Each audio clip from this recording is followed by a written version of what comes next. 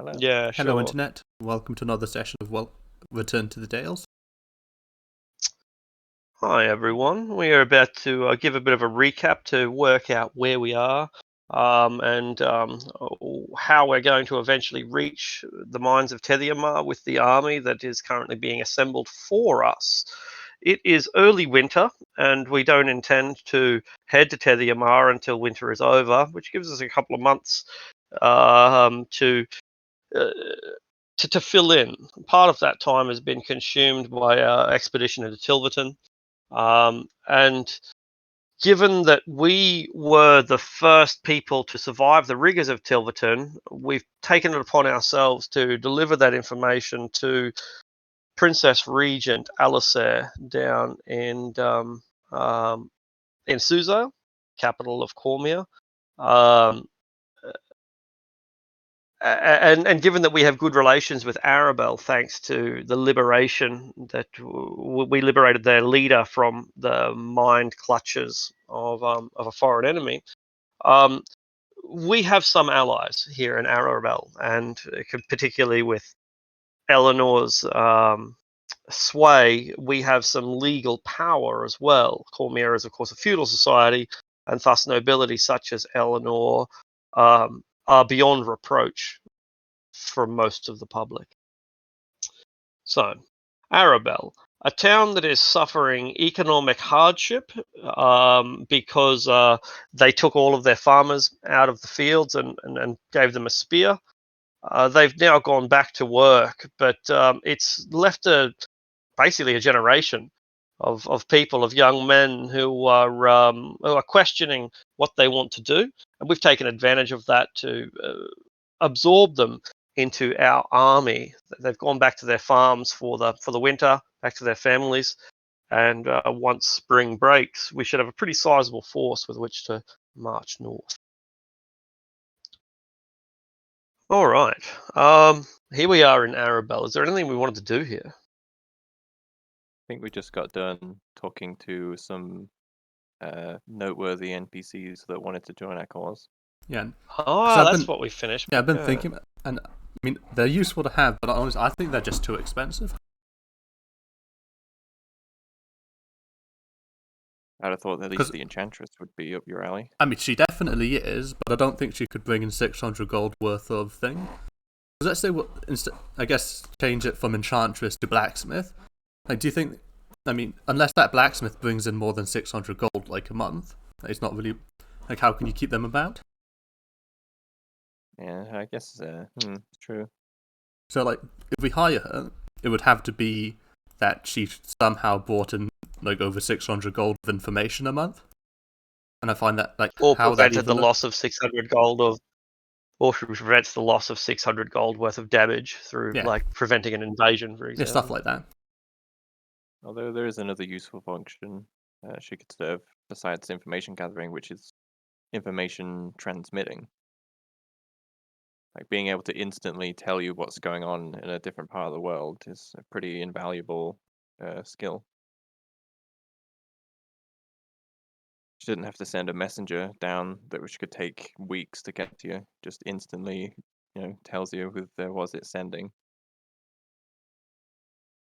I guess if we built up like a good enough spy network, she could gather that information fairly easily. Like, the town caravans and things and sell that information. But but would that be worth 600 gold? I don't know, it's up to you. I'm happy to help you fund the first few months.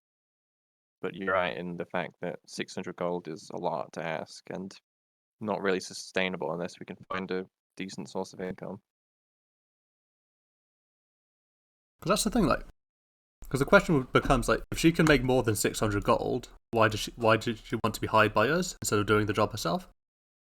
I guess we can provide protection.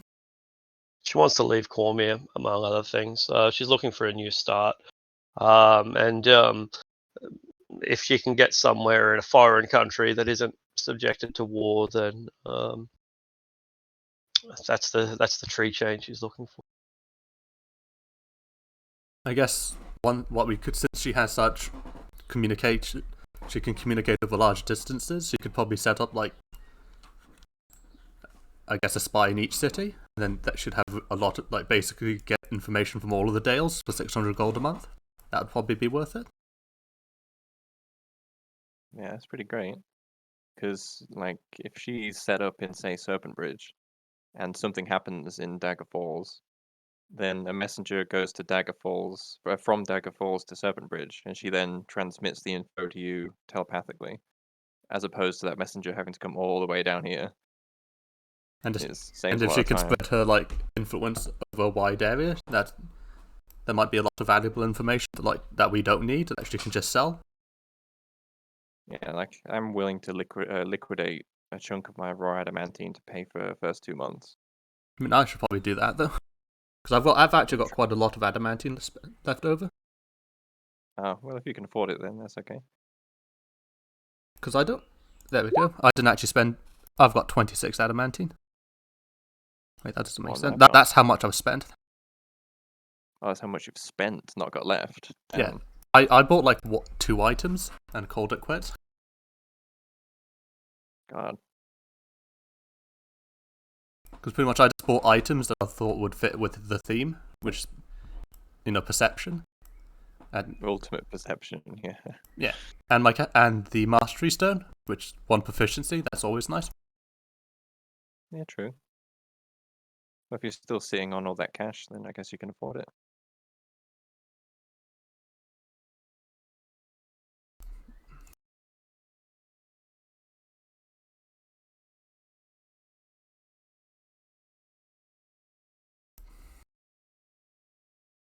I suppose the question is like, how much could she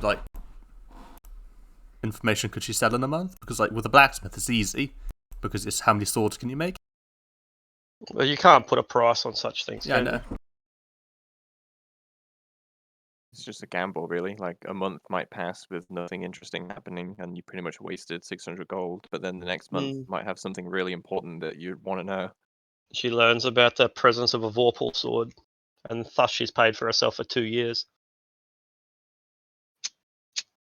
Whether you're willing to roll the dice and be well informed. That's right. Do you want the internet or not? And I suppose if you don't get any useful information, that is like it has a value in of itself. Like, if nothing happens, then you know there's nothing happening. There's nothing of concern.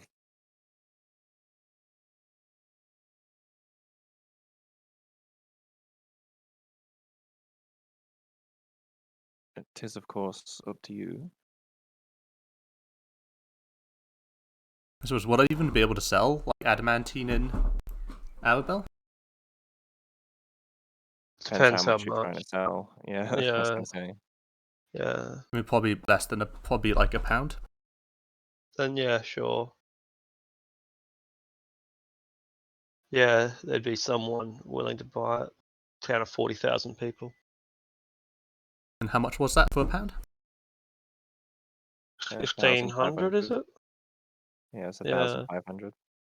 And they'll give you the full value, which is pretty uncommon. People tend not to pay market value for warehouse goods, but then again, getting a hold of adamantine during a war is also very difficult. And I guess literally for the first time in the campaign, this has gold again, like in his personal inventory. I mean, You actually have coin and not just assets. okay, but so I suppose he'll do the payment for the first payment.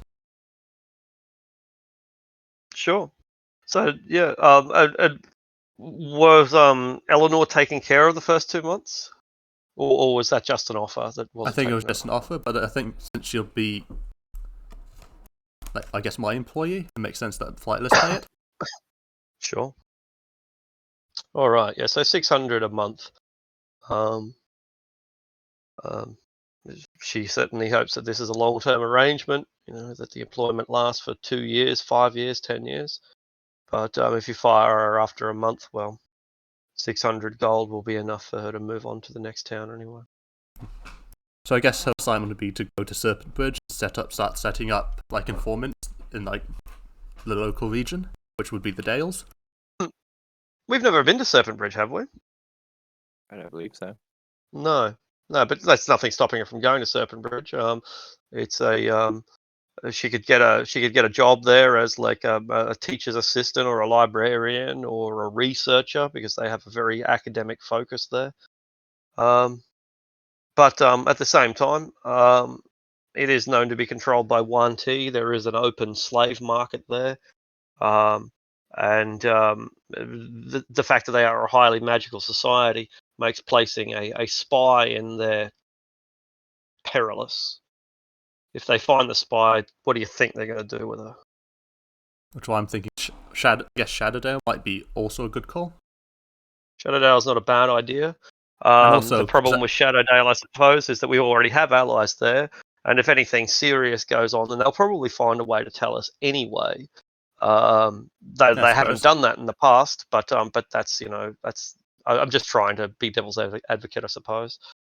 Because I suppose yeah, because we know the plan, the Theodoran inquiry thing, so we'll know that Shadowdale might be subverted. So it might be good to like defensively position someone there. That's a good point. Yeah, it's the front line too, whereas the Serpent Bridge is not. Dagger Falls and Shadowdale are the front lines. So so in that regard, but still a wizard. Yeah, absolutely. You could even put her in a forward position like Voonlar or Tilverton, though I guess that comes with the risks. And also being a spy, she's not there going to be the spying on the Tilverton. I mean, the Serpent Bridge government. She's going to be there, like spying out Drow and Zentarum. Sure, and I'm sure she can explain that to the benevolent Setites. And I'm sure she could escape. Like she's 600 gold. I'm pretty sure she can get away from some guards. Yeah, probably. You'd hope she'd be able to. Exactly, like dominate person or something might come in handy. And I guess the money making, like just sell information about the Zentarum or the blackmailing local Zentarum like sympathizers. Who's she going to sell it to?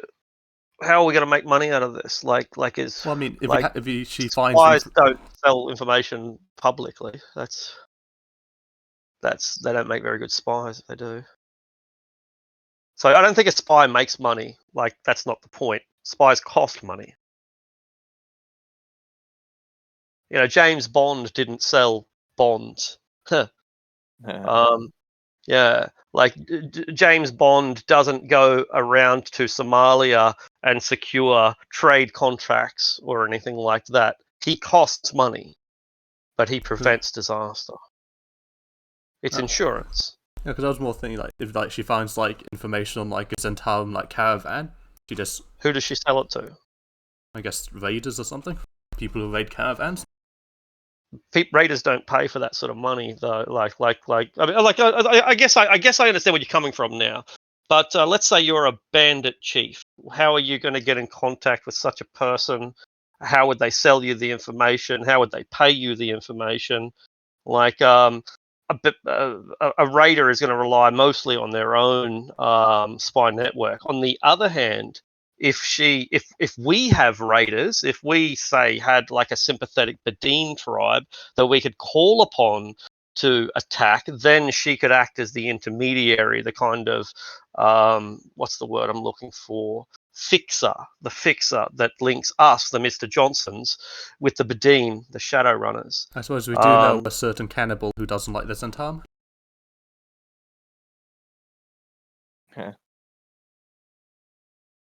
Yep, and she could like distribute information between them and you, but she's not going to. But I can't envision a way that she would sell that information. I suppose because caravans have wealth on them, so if we go to it's not Ash, is it? What's her name? Like the cannibal? Oh, Ace. Ace. Right, yeah. Yeah, so we can say there's a Zentarum caravan there. Like, yeah. You get half, we get half. And then, but like, why would she bother splitting the money just because you're going to tell her about where it is? I mean, otherwise she maybe wouldn't know where that it might was. work, but yeah, that's true. But I think that you're mistaking their motivations with yours, right? Like, they don't raid caravans for the money; they raid it for the hate. On the other hand, if they find the money, what are they going to do with it? Probably keep it, maybe destroy it. And I suppose if Yeah. that's their Let me give motivation, you an example. Let's say in the modern era, you have like an organization that learns that there are poachers that are trading in elephant tusks. You might go in and hit them and steal the elephant tusks and sell them on the black market, but just as likely you're just going to destroy the elephant tusks. And that might be what these Malarites do. They have no real concept of money. They don't really have a need for money. They kind of disdain money. And if they come across 10,000 gold pieces worth of silk, they're probably not going to hand you half and keep the other half for fun and profit. They'll probably make love on the silk and use it as napkins, wiping the blood away from their mouths. Like, I guess what I'm trying to say is that this isn't. I know it's complicated. I know, and that doesn't help, and that doesn't make it fun. But I don't know. These you have to kind of think laterally about how you use these assets, whether the assets are the cannibal werewolves allies or a retired enchantress or an army. Armies don't make money; they cost money. They gain power, and power makes money. So maybe in a roundabout circular fashion, they are going to make money. But if you just look at it strictly off the books, that's not the case. Yeah, yeah. So again, I don't want to be discouraging, and I don't want to make it more difficult. And I certainly don't want to make it less fun than it has to be. But the more we think about it, I think the more rewarding it should be. Yeah. So I'll stop so I interrupting, guess would you except define? to throw in. I guess someone suitably motivated would be the word. Yeah, yeah, yeah, yeah. I should stop being so discouraging. It's like it just No, sounds it's like good I'm to think poo-pooing about it. ideas, and I'm certainly not. These are all very useful assets, and they will come together, but maybe just not as easily as we'd hoped.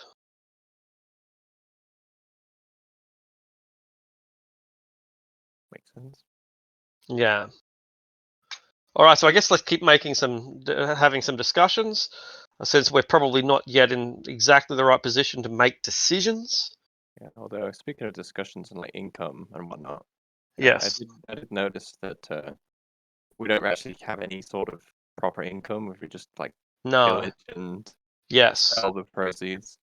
That's right. Except when we take Tediamar, then we should have some invaluable mines. Tediamar will be the only source of income we've thus generated. Everything else, as you point out, is expensive. It's costing us money. We are raiders professionally. Like, we're like the fucking Romans, man. We walk into a territory, we take everybody's shit, we sell it, and we call that profit. It's not sustainable. It's not a real income. It's plunder. No, so I was thinking, being nobility, my family no doubt owns quite a lot of land with peasants on it, and they Yeah. receive their tithe from the peasants. Yep. But I wouldn't be the head of the family, so I wouldn't No. have access to the family coffers. No. But what I imagine we could do is possibly appeal to my family, make Yeah. them like our patrons or sponsors. Yep. As long as there was something in it for them, I'm sure that they might contribute some of their coffers to our cause. Yep. And to bring it home, this is where our enchantress might help, because rather than us having to travel 500 miles to go and meet with your family, we can set up a Zoom call through our Yeah, enchantress. Um, yeah, yeah. So this is an example of where having such power um, might be useful, although it's also something we might be able to do ourselves Can we without take a vote her on it? help. yeah. I just thought Yeah, sort of sure. Shall we take a vote? I yeah, vote sure. yes. All right. Yes, Enchantress. yes for the enchantress. What is the vote Yep. for again? Voting, I think, to hire the enchantress and to put her in Shadowdale. All right. I mean, I think I've already taken the money out of my inventory, so I guess I'd vote. Very good. okay. All right. So in that case, let's move on from that particular part. We now have an enchantress in Shadowdale. Someone fill out the mercenaries form or whatever it is. I think someone's taking care of that, put right? it in employees and the party wealth. Good. That's what I'm asking. So they're good. All right. Onto the idea of having Cormyrean sponsors. Yeah, I was thinking because my family are based in Marsemba, which is the second biggest city in Cormier and a big port city. And I thought, seeing as it's a big port city on the Sea of Stars, Sea of Fallen Stars, wares that the dwarves in Teliamar make could be carted down to Marsemba and then distributed across the realm from the port.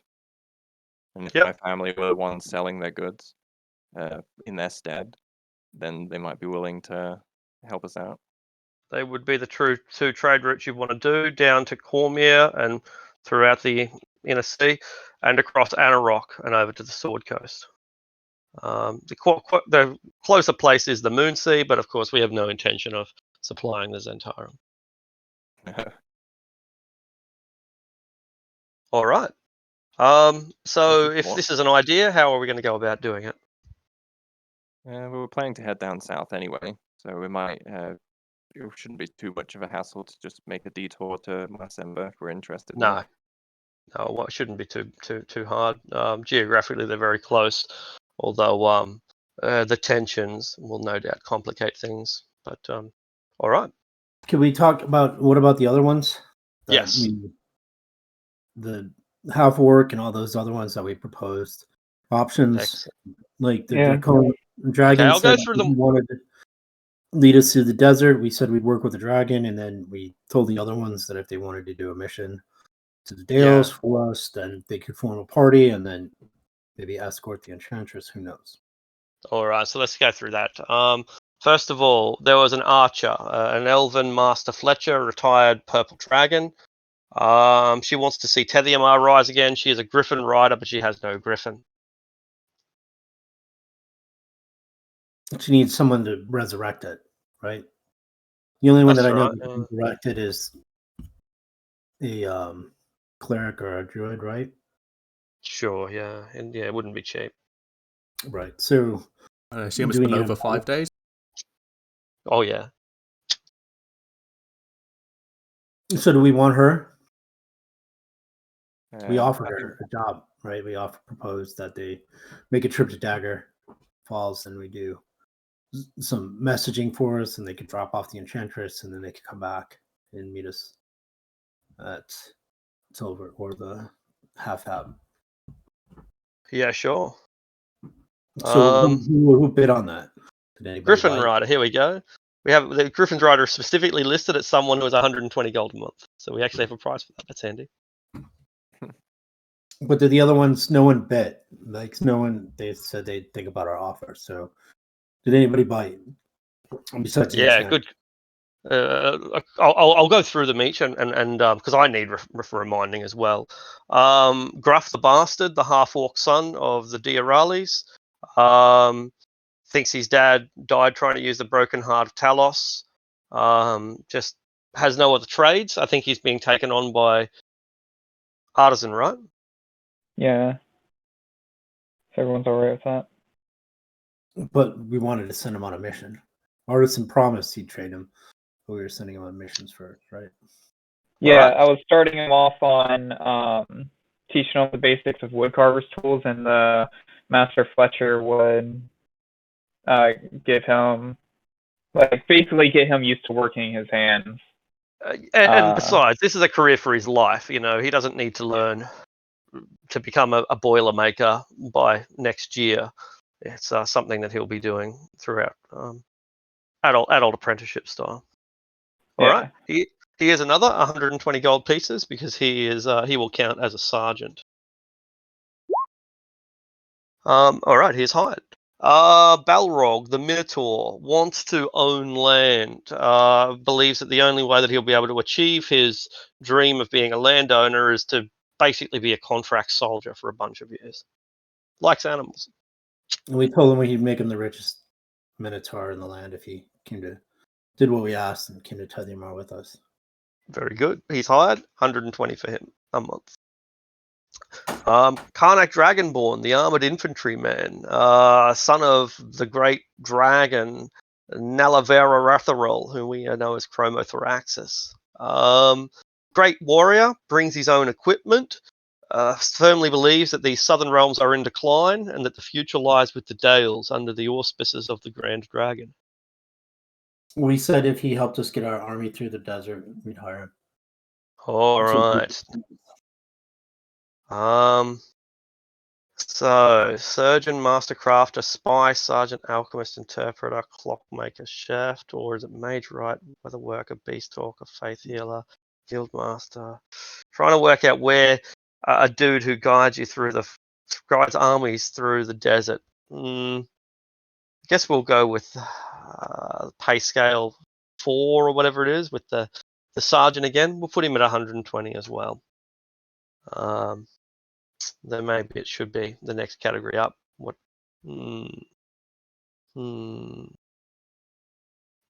What's his job going to be when it's all done?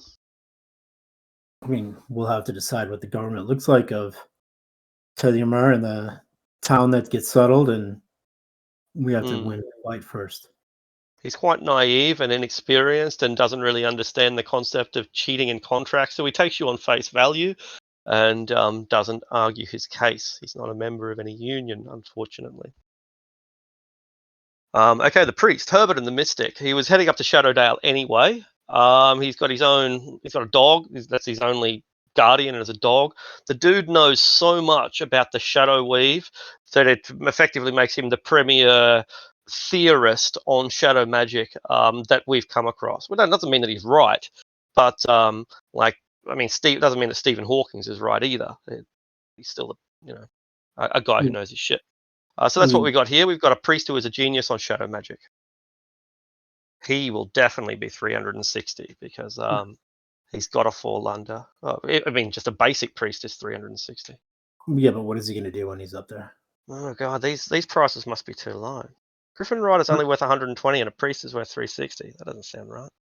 Yeah, but what is the priest going to do? I thought he was going to go set up a temple and not work for us. So that's I got a job for him. Seems he knows a lot about shadow magic and whatnot. I'd want him to research whether it's possible to transport Tilverton back to this plane. Very good. It was transported to the Shadowfell, so reasonably it might be possible to bring it back. Sure, if a mass resurrection is even feasible or possible.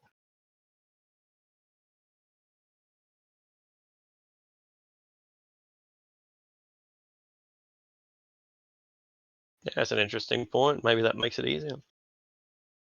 All right, cool. So we're basically paying the stipend for his PhD, essentially. He's doing a doctorate into shadow magic, and we are the patrons. Very good. He'll continue his priestly duties, but honestly, in a town of 500 people, there's not a lot of burials and weddings and marriage counseling to do. Ashan the Widow, whom we had expected to be someone subtle who could fit in anywhere, is in fact a tall barbarian who fucking hates the Zentarum. Her family have died in multiple separate encounters. Anyway, she's deeply angry. She comes with her own equipment in form of the breastplate. But she's also very maternal. And so on one hand, she wants nothing more than total revenge and complete destruction of the Zentarum. On the other hand, she doesn't want to see a single soldier lose their life unnecessarily. Do we have any work for her? Put her on the mission up to Dagger Falls, and have her meet us back at half out when they're done. Very good. 3 gold pieces a day is an extremely modest rate to be for 4 gold pieces a day. Very modest rate to be paying these professional soldiers, but it's also a lot more than the average guard gets. In fact, 20 times more. So it's I watched a video on the Varangian Guard yesterday, and they got paid 30 times what the average guard of Constantinople did. So surprisingly, that's kind of within our ratios. We're paying them 20 times the guard's rate. The elites pay we're paid by the Emperor 30 times the guards rate. So that's right up our line. Interesting. Just trivia.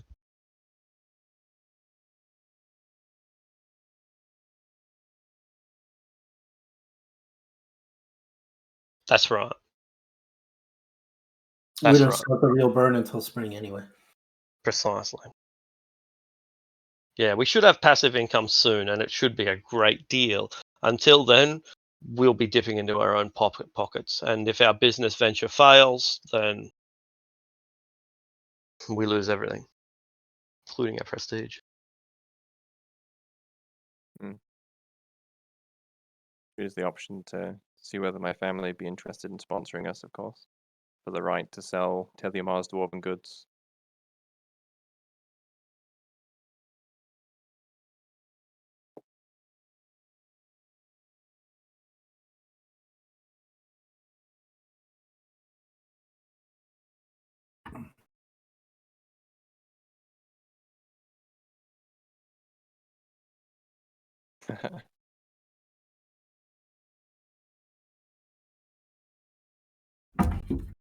We already know about the mage. She's going to be 600 gold, but we've already calculated her. And that brings us to the warlock, and I think we sent him on his way, didn't we? Unfortunately. Right? Yeah. So I guess we've saved 600 gold pieces by giving him nothing, and knowing that he is going to work from the shadows anyway, whether we want it or not. But the guy does have access to infinite numbers of mercenaries, and that's pretty good. On the other hand, where do those mercenaries come from? He never actually said, but they're probably demon worshippers too. Wouldn't surprise me. So, All right. Putting all that together, just for the officers that we've selected here, if you want to call it that, it's I do. 1,560 gold a month for all That's of them. fine.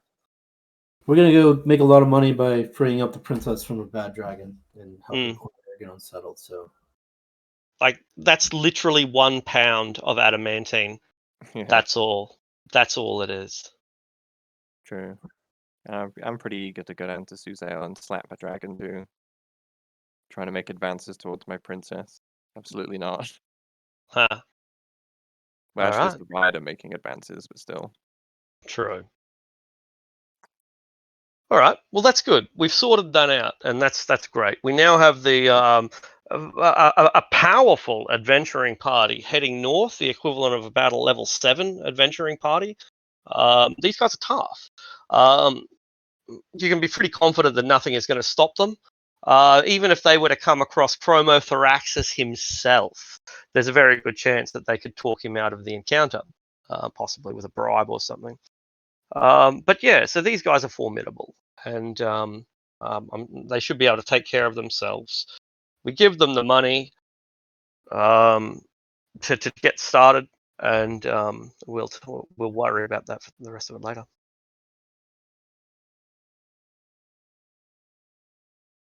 Good, good. I was gonna suggest yeah. Very good, very good. I was gonna suggest giving them 3 months, because that takes care of winter. But it's up to you how you want to calculate it.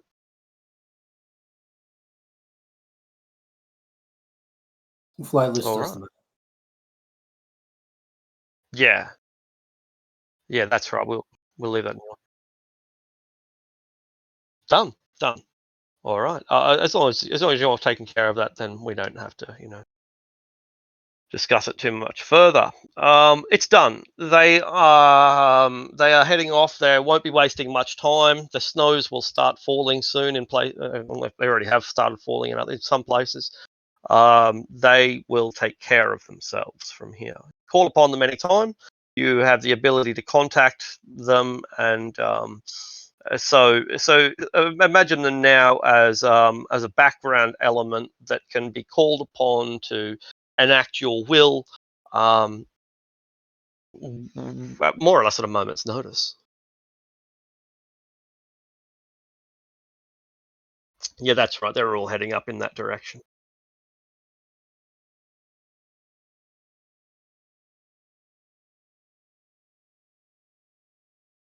Absolutely, and we'll do that by you just contacting her, and she'll tell you what's going on.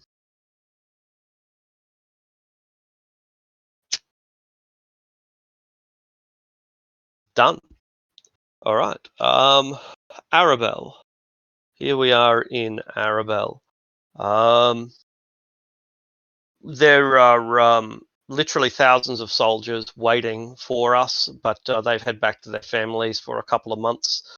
It could be the last time that they'll see them, potentially for years, potentially for their entire lives. Um, but it's good. They have gainful employment. Young people need to get out and see the world and get out from underneath their parents' wing. And there's a civil war going on, so it's a perfect storm of reasons to leave, which benefits us immensely. That's Arabelle. Do we continue south? Yeah, we made our peace with the Lady of Garbel, so we're going to. Yeah. We closed all that out last time. Absolutely, she's a big fan of yours. All right, Sildarin. Could you please roll? And roll 20. Could you please roll a D30? Thank you. D30. Yes.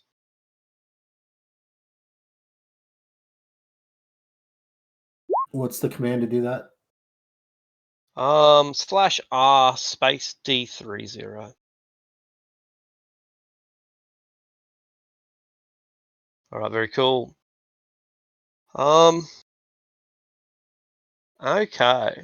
So it turns out that there's someone in Arabelle that wants to speak with us. Like, we're ready to go. We've done all the negotiations. We've been here for a couple of days, and one of Lady Morwen, the Lady Lord's servants, come up to us. We by now know this person. Maybe they're in charge of a household guard or something like that. And while we might not have spoken much directly with them, we know that they're a trusted member of her entourage.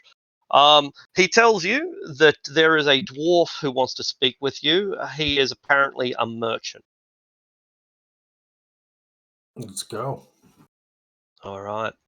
You find yourself being shouted to a hearty meal of roast lamb and roast pork, a bunch of different roasted vegetables and fruits such as apples. The guy puts on a spread for you just so that he can meet you. He's already drunk when you arrive, but you soon get the sense that he's playing his drunkenness up. The guy is in his cups, but he's not as festive as he is making out. Anyway, the dude's jolly. He's put on a good show for us. Drafty Thunderbeard, he explains. I've been hoping to get in contact with you on many different accounts, you see. You're exactly the sort of people that me endeavor supports. What be your endeavor? Well, I travel around the place. I do, as far north as the Moon Sea, as far south as the Inner Sea. And I do like to keep me eyes peeled for everything that's happening. You never know when you're going to pick up a new song to play on your harp, if you know what I mean.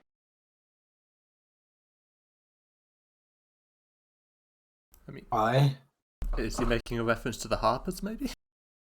That he is. I suppose flight just comes from the Underdark, so could I do something to check to see if he even knows what the Harpers are? Yeah, sure. I guess history with disadvantage, I guess? That's right. I mean, his history's in 18. Yeah, so you probably learnt nothing about them in the Underdark, but since coming up here, they're an important society because some of the most powerful people in Shadowdale are the very founders of the Harpers. So the Harpers are an international organization that is based in one town over. It kind of makes it pretty interesting, pretty relevant.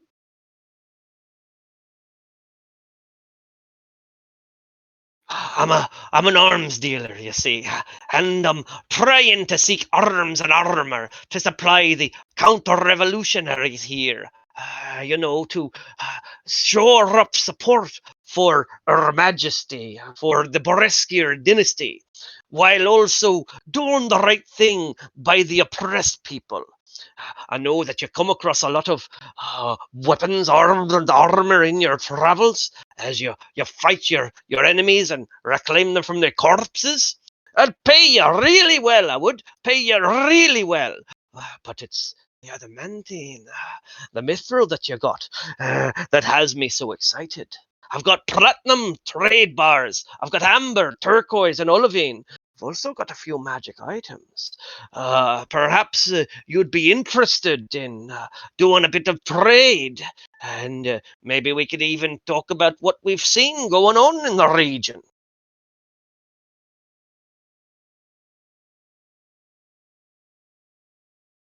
Hmm.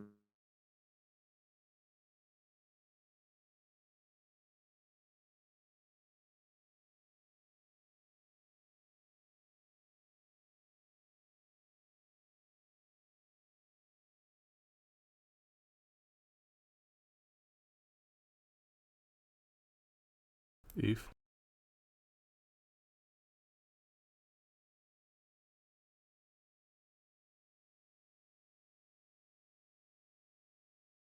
There's horseshoes of speed. Can you put magic items onto a summoned creature?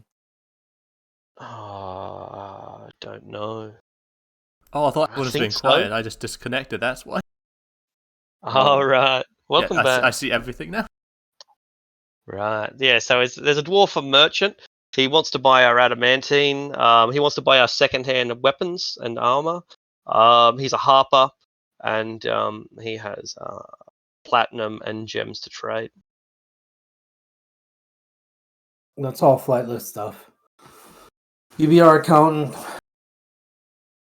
Mo goes and gets a keg of beer. Well, I mean, with the adamantine and mithril, like, because party members have individual amounts of that. But I suppose we could buy trade goods and take them to, like, Suzail. He doesn't have trade goods. He doesn't have trade goods. He wants to deal with weapons and magic items and buy. Yeah, he's looking Actually, to I'll buy check. buy arms. I'm going to check the party wealth.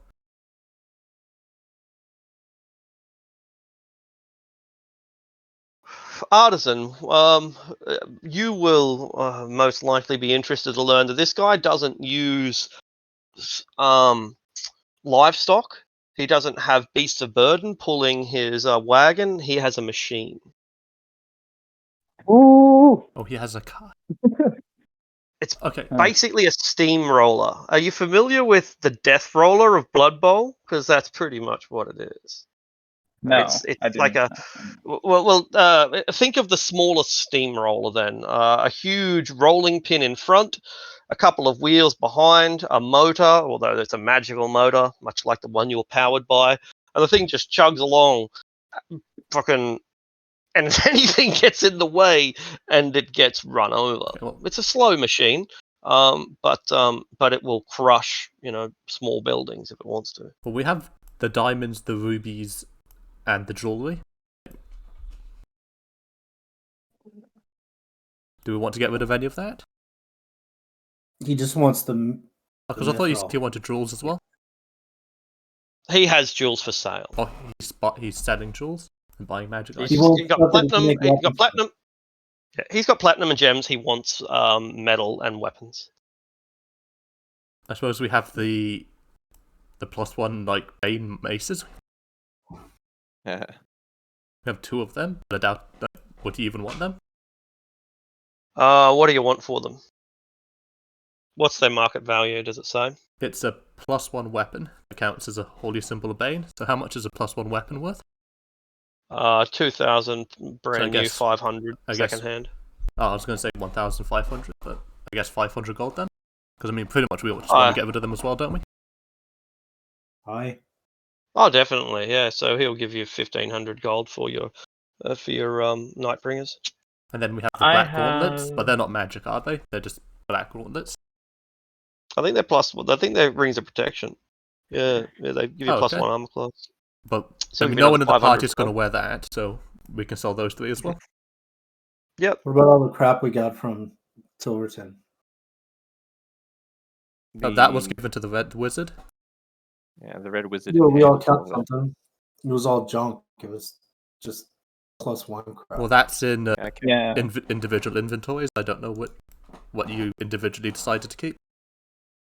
So is that I got a 1500 for +1 both maces? Yeah, like this. So we've got 3 grand so far. They're not worth a lot, but I have +1 and +2 half plate and a shield, a war pick, and a +1 short sword. No, absolutely. So what have you got? You got plus. What have you got? +1 war pick.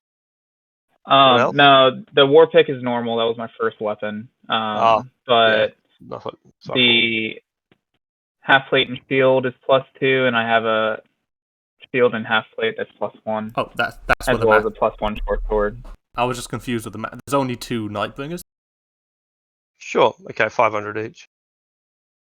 +2 half plate, +2 shield, +1 short sword, +1 half plate.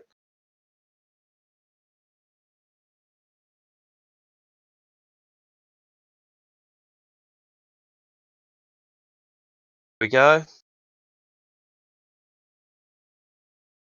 Yep. No worries. Okay. So you're going to keep one of the +2 shields, absolutely. And instead you've got some +2 half plate, +1 short sword, and 2 2 +1 times shields with what he +1 just gave. shields. Yep. Yeah. We have and the also a +1 on half plate. we have the Wonder And a Fireball and the Wonder Lightning Bolt, but they're Netherese, so I'm not sure if you'll want them. Let me work this out first. Let's do sorry. one thing at a time. Okay, cool. So the half plate is normally worth 8,000. He'll give you 2,000. So there's 2k for that.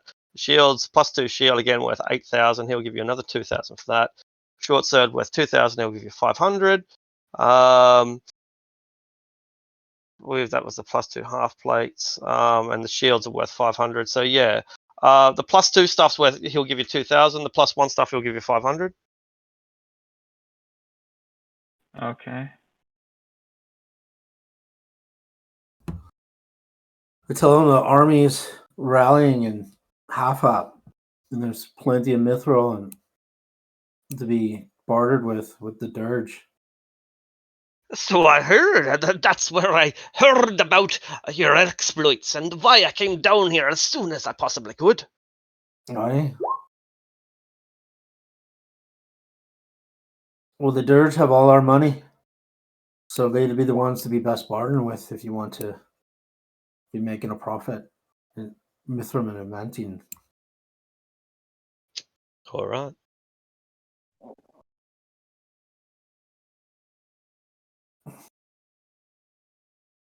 All right.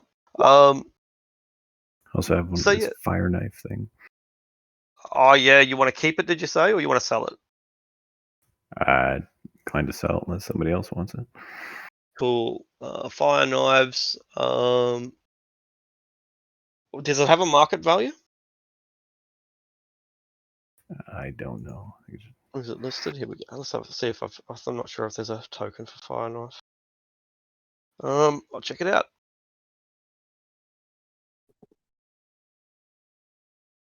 No, it mustn't be listed. Okay, so we'll give you 2,000 for that as well.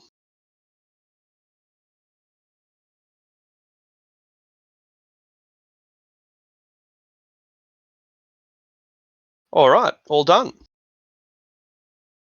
Are you sure I cannot interest you in dimensional shackles? They prevent the teleportation or plane shifting of powerful creatures. You can catch a damn demon with these things. That's what they're for, in fact. I mean, the rest of it's conventional. Your elven chains rare. Your horseshoes of speed do what they say. The braces of defense, well, everyone needs a pair. But dimensional shackles? These are the sort of things that you'll wish you had when you need them. Can they fit a dragon? Ooh, let's find out. I think they're a D&D item. Dimensional shackles, there they are. I'll just copy and paste it, and we can read it together. Also, where did we get the trade goods we currently have? Small to large. We got them in Dagger Falls. We're planning to sell them in Arabelle. Oh, so here. Yeah. I assume the It'll be meat. hard Actually, we could sell the meat here. We'll probably get quite a nice markup here. I thought we sold that You guys already. currently dealing with famine? Did we? If we've already sold it already, then we just might go. Yeah, we left that at half. Remember, we sold that. Oh, because it's still in Oh. the inventory. So Let's get rid of it then. It was a late night. should I turn it into money? Because if we I think didn't we sold remove it, already. excuse me. I mean, Oh, when we right. sold it, Yeah, did we add the money? Because we kept the. Good We question. sold the dirge because we were getting tired. I thought we told the dirge to sell it. Yeah, sounds about right. I'm not sure if we added the money or what. Well, if we Yeah, told we- the dirge to sell it, then we wouldn't have added money because they would have kept the money. Okay, so but at the very least, I'm going to remove the resources. Very Sweet. cool. Yeah, it looks like it might fit a dragon as long as they're not huge or larger. Has to be a large dragon, yeah. So a young red. Forget it. I mean, you guys can buy it if you want. I'm not. If you think the party needs it, It might be useful to clap onto one of those shadowy figures. If we can manage to grapple one and restrain them with the manacles, they might prevent them from teleporting away. It Alright. would have stopped just another Yeah, but Seeker from escaping. Well, it's extra. Oh, it's extra planar. Oh wait, it says Oh no, teleportation. Never mind. contingency. Oh, contingency. Yeah, it would have stopped it. Yeah, it would have stopped it. I suppose if we grappled him and prevented his health from getting to the contingency threshold. Oh, he More has to to the be point that incapacitated. the contingency would have been cast, but when he got teleported, it wouldn't matter because dimensional shackles would then prevent the plane shifting. Yeah, I just also saw it says they have to be incapacitated for the shackles to be placed on them. Oh, right. gotta Not enough to incapacitate. merely restrain them by the looks of it. Yeah. We already right. won if we do that to a dragon. Okay. If we need to lock, get it. If not, let's move on. Well, it's your loss then. Well, I do thank you for your business, and if you ever need to call upon Raffley Thunderarms, then I'll be willing to return your favour. I keep an eye out on things in Shadowdale, Serpent Bridge, Daggerdale, Hillsfar, Flan, Teshwave, and Voolar. Actually, it's not his thing, but there's one last thing he might be interested in. Because there's the torn dwarven flag from Tediamar. Well, we're keeping that as like Oh, the standard of our army. Oh, okay, never mind then. Yeah, so we're good Like then. we rode into town flying that. Also, before he Alright. goes, what kind of rate is he buying ore for? 100%. But he's open to negotiation. Basically, he wants to be your long-term partner. This is no ordinary merchant. The guy is a Talos worshipper, a worshipper of the Thunder God. And the fact that he gets around in a steamroller obviously indicates that he is not your run-of-the-mill fellow. I suppose ultimately the he dude- wants an inn in Tediamar. Probably, yeah, that's right. Like the guy's an adventurer of a comparable level to us. Your level detector Moog would indicate that he's not as powerful as us, but he's not far off. And the fact that he gets around individually rather than relying on a party should, I guess, indicate his resourcefulness, his durability. And yeah, if just another fellow in our pocket, I suppose. Should we need to call on him, but unlike the others, we're not paying this guy unless we need to. Well, he can come meet us in Tadiamar after we take it, and we do lots of trading. He looks forward to it, and will gladly distribute your wealth throughout the world. And with mention of the steamroller, kind of want to ask him where he got it. And Built it myself. oh, what's his race? Dwarf. Ooh, Hill or shield? He is a shield. He's he's a mountain dwarf, shield dwarf, I think. Yeah, yeah. He's a forge cleric anyway. He's a cleric of Talos, the Destroyer, but he's a creation. He's a creationist of a destroyer god. Yeah, it's a bit weird. The guy likes to break things and make things. I don't know. Oh, there it is. And a harper to boot. A harper who worships a chaotic evil god.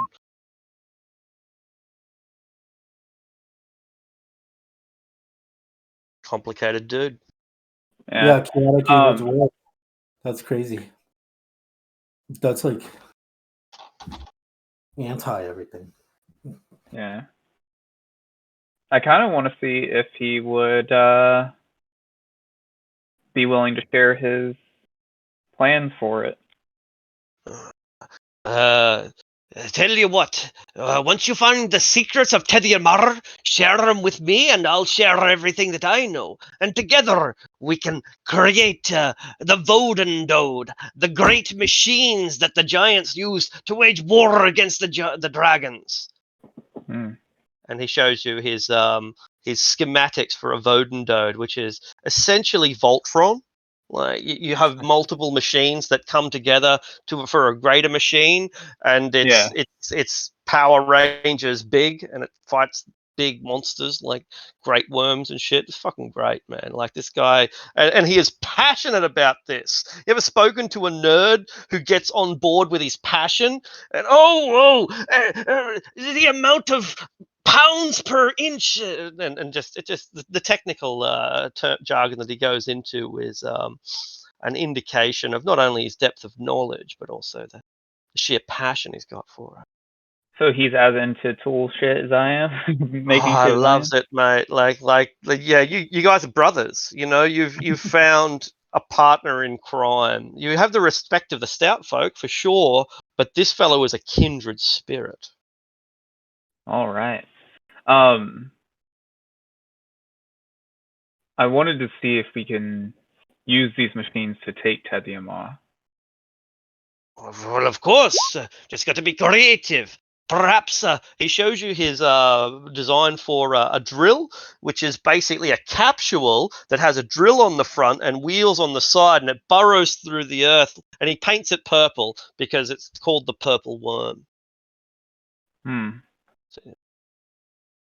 Okay. And the trouble with this is it then creates permanent tunnels into Tethymar, and that's probably not a great idea. But he's got ideas. He's not short of ideas. It'd be dope if instead of going over the Interrock Desert, we went under it. Just go straight through it. Yeah.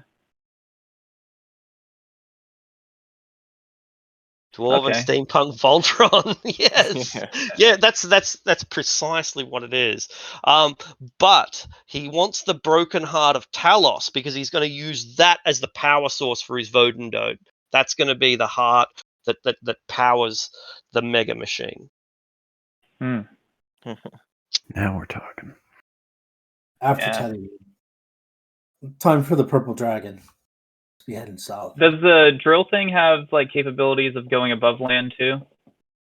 That's theoretically, but getting it from point to point has always been, a challenge. He figures that you should probably invent a new machine to take the drill from point to point, but that's where Megazord comes into it. That's where Voltron comes into it. Imagine the drill being Voltron's fist, right? And something transports. Yeah, you're getting the idea. You're on board now. This is now a Voltron campaign. What does he use as fuel? The broken heart of Talos will be the ultimate fuel source. For his current machines? For his current machine, crystals. Yeah, he uses crystals. He imbues them with elemental power. He basically does this. He'll find like a diamond or a ruby or a sapphire, an emerald. These are the 4 elemental gems. And he'll get an elemental and he'll force the elemental into the gem and trap it. And then it becomes a perpetual engine. So he shows you his ruby that contains the fire elemental. But if the bastard ever escapes, woe betide anyone who's anywhere near it. Yeah, they do get out occasionally, and that fucks things up really royally. But as long as you can keep them confined to the gem, then you've got a perpetual energy source. It's never going to die, it never needs to breathe, and it just constantly generates energy from nothing. I figure it comes in from an extra dimension. I figure that you're actually using the power within the elemental planes themselves, and it's transposed multidimensionally into the carapace. Blah, blah, blah, blah, blah, blah. And you're like, yeah, I understood every word of that. Yeah, he's right. I mean, I guess All I need. Can I test to see if Flightless understands with his Arcana? Yeah, absolutely. Go ahead. Because it's not that complex. Flightless, think of it like this. The elemental planes is a source of infinite matter and energy. That matter and energy is transported through a conduit, very similar to a portal. The portal is deposited into the crystal, and that energy sustains the elemental that is trapped within the crystal, and that elemental's rage. It's literally so pissed off that it makes the steamroller move. I mean, I guess Flightless understands it, but it sounds too close to slavery to be something he's comfortable with. Yeah, maybe.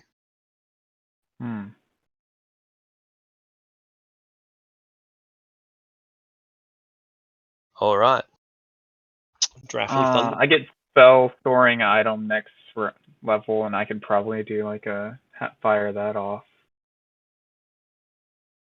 The possibilities are endless, and he's really enthusiastic to be working with all of you in the future. You are you're the heroes that Gotham needs, not the heroes that Gotham deserves. All right. Well, I know I'm going to be working on adapting that before we go to Tazimar to try to make something like land vehicles and shit. Yeah, sure. He sees it as a much longer term thing than that, and besides, he's a merchant. He's got to keep moving, but yeah, he's there for you. Yeah. All right. Well, we made a bit of money. We got rid of some stuff that was surplus. So we've got a bit of liquid cash for a change, and we can at last leave Arabelle. And we don't have Zentara and paraphernalia anymore? No.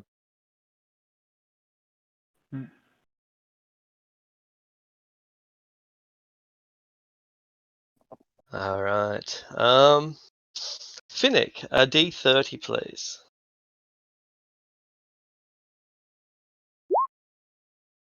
14, sir.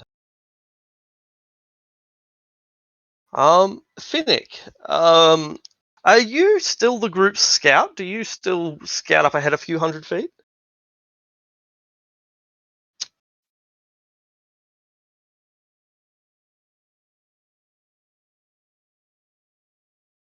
Jake, you still there?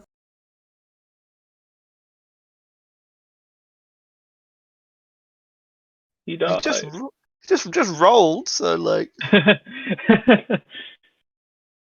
think his mic. Hello? There we go. Must have mic defaulted issues, to a different microphone Yeah. that I didn't even realize was plugged in. Right. Because you've been pretty quiet, so I think we found the reason why. That's good. I'm glad that we covered that now and not in an hour's time. Are you still scouting up ahead a couple of 100 feet to Finnick? Are you still is that your role? Yeah, I'd be scouting on the Mastiff if I didn't have the wagon, which I think are all gone now, right? Not sure. But cool. There you are, riding up ahead, a rabbit on a dog. There is a toll booth set up ahead. It looks like it has a handful of guards, and it looks like they are looking at people's documents. You know, like this is a relatively busy road. You're passing people every 10 minutes or so. There's a new village every mile or so. And up ahead, small office, temporary, set up, little camp set up on the side of the road, checking people's papers, and making them pay some sort of imposition. Sweet. Do they look like Comorians? Make an insight check.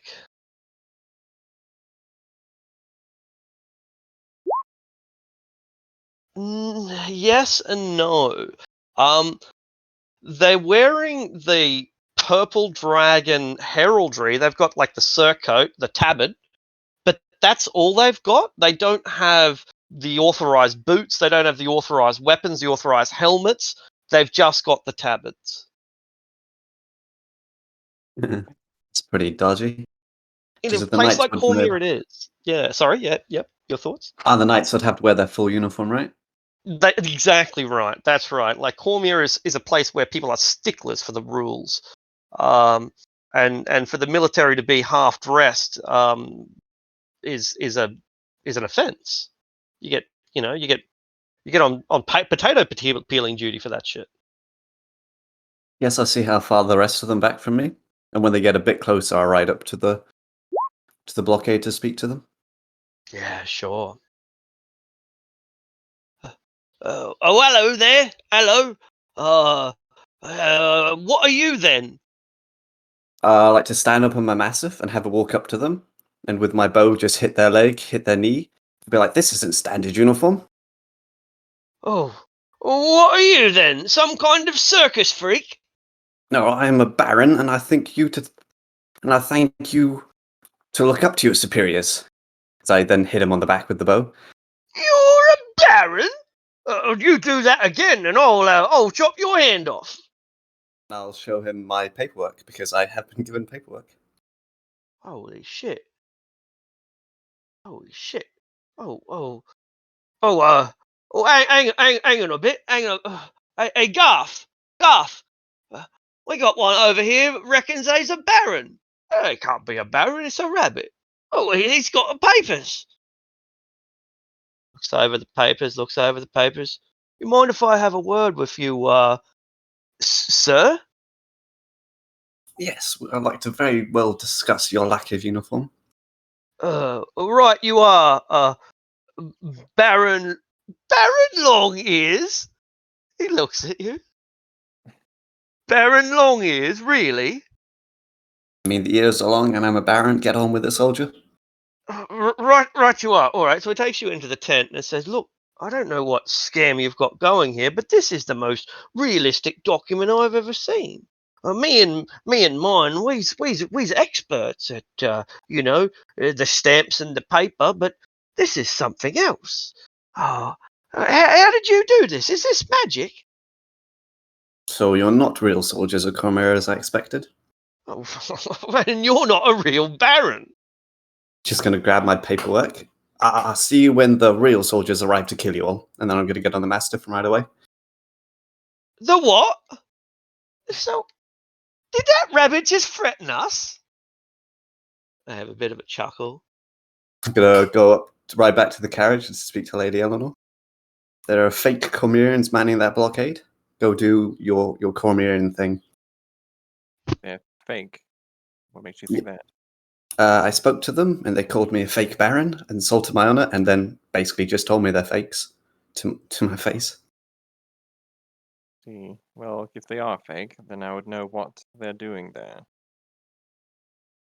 Well, they've obviously set up a road toll to take advantage of the weak and foolish.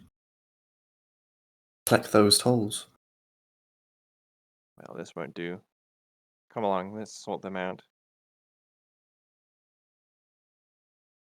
Come back with a more official-looking Cormirian. Yeah. Oh, Because well, hang about. Garth! Hey, Garth, that rabbit's back! And he brought some friends! Like just What imagine the- like you send off like someone who's obviously joking with you, and they return with like an actual lord. Man, did you hear about what happened when Julius Caesar got kidnapped by pirates? Yeah, because Like, he was young. he got really upset because he was like, "I'm worth more than that." Yeah, right. They didn't offer enough, so he demanded they offer more, and he promised that when they did pay it, he was going to come back and kill them all, and he did. He lived up to his promise. Came back and killed every one of them. Anyway, so here we are. You reach the tax station. Garth comes out, and the guy turns white. Oh, oh, oh, my lady, my lord, he says to the rabbit. Shit. And looks at the guys wearing their now clearly fake uniform. And once you know that you're looking at something fake, it's you can't see it as anything but. And they don't say anything, but they are just about sick with dread.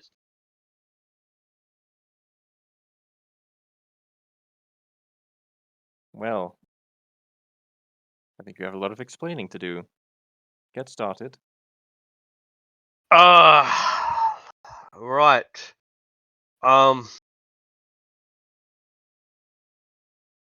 Well, it's because of, well, the restrictions, right? Like, things is really getting in the way of, free trade and free passage. And we's trying to facilitate a way for people to get around without having to be inconvenienced by unfair and things that get in the way, right? I see. And are you aware that impersonating Comerian military personnel is quite the offense? Oh, we isn't impersonating, we is supplementing, my lady. We is allowing the crown to free up resources. Is that right? Under whose Yes. authority? I would Well, see your documents. Well, the thing with the documents, my lady, is that they actually incomplete. Incomplete. They are like not actual documents, So- my lady. So it's like this will lean over to whisper forged. Good at you. Yeah. So they're fake, you mean? They are toys, my lady. They are like children's toys that actors use. We are actors, my lady. This is welcome to our performance. I am Garth Dennison, and these are my troupe of actors. We are See, and I What level are suppose making they?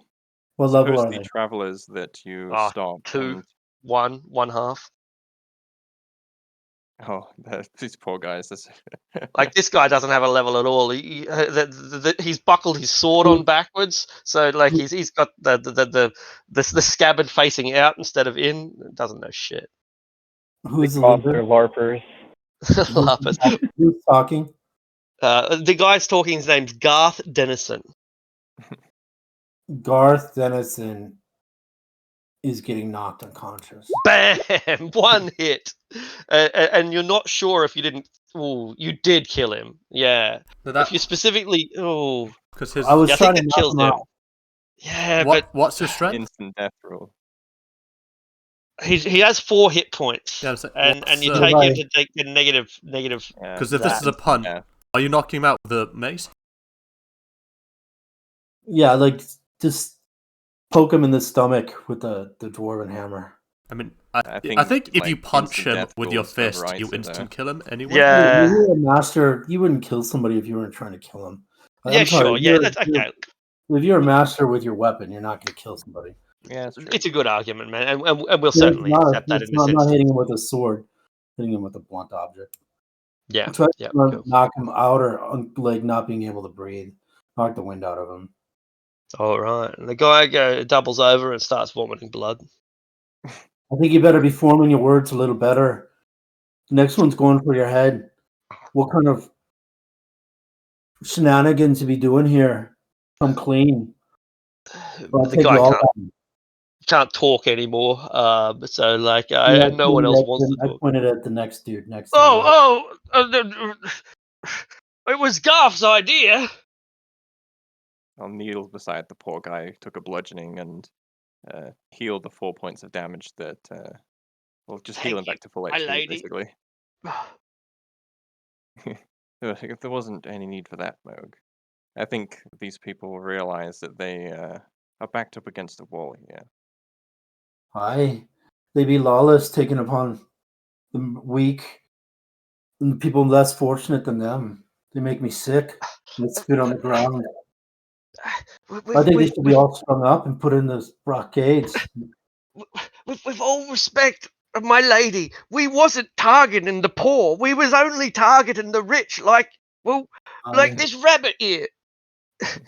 We's trying to facilitate business. We's not trying to tax the common person, just the merchants, my lady.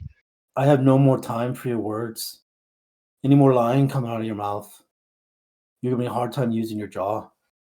I guess, regardless of who you were targeting, you're still brigands nonetheless. I suppose fighters also do an insight to see if they are doing any like the signs, like any of the ticks the liar would do. It's not brigandry, my lady. It's just horseplay. Yeah, you can go ahead and make an insight. And you know, you have advantage because you've got the documents. You don't need advantage.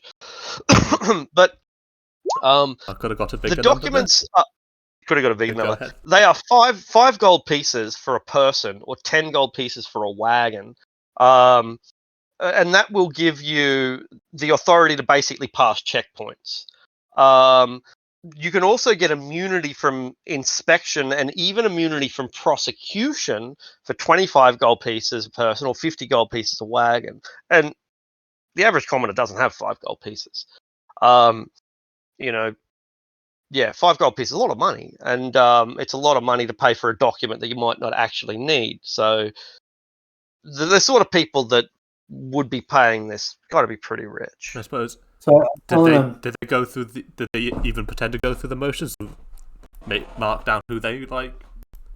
I guess who paid the taxes. Oh well, they'll write whatever you want. Yeah. I tell them to take off their fake Comerian symbols and equipment. They do that immediately. Yeah. It's right away. Right away, sir. And your weapons. They do that too.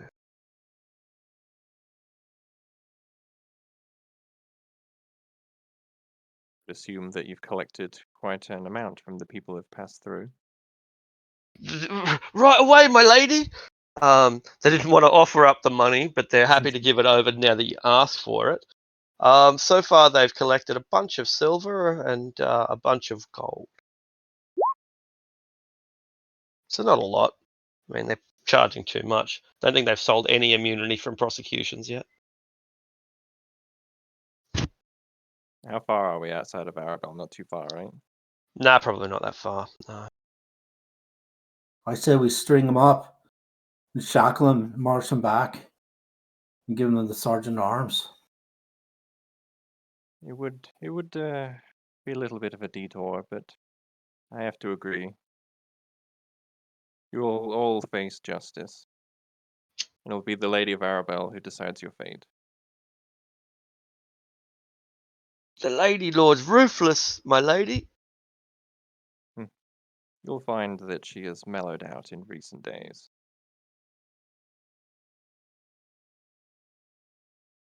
All right.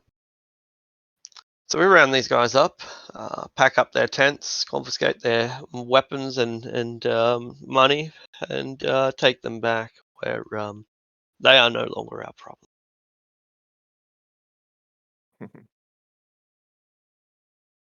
All in all, costs us a day or half a day at the very least. But we're back on the road, and time is on our side. You know, we aside from the urgency of wanting to reach the Princess Regent while the news is still fresh, we've got literal months before we're needed to be where we're going. Moog, a D30, please.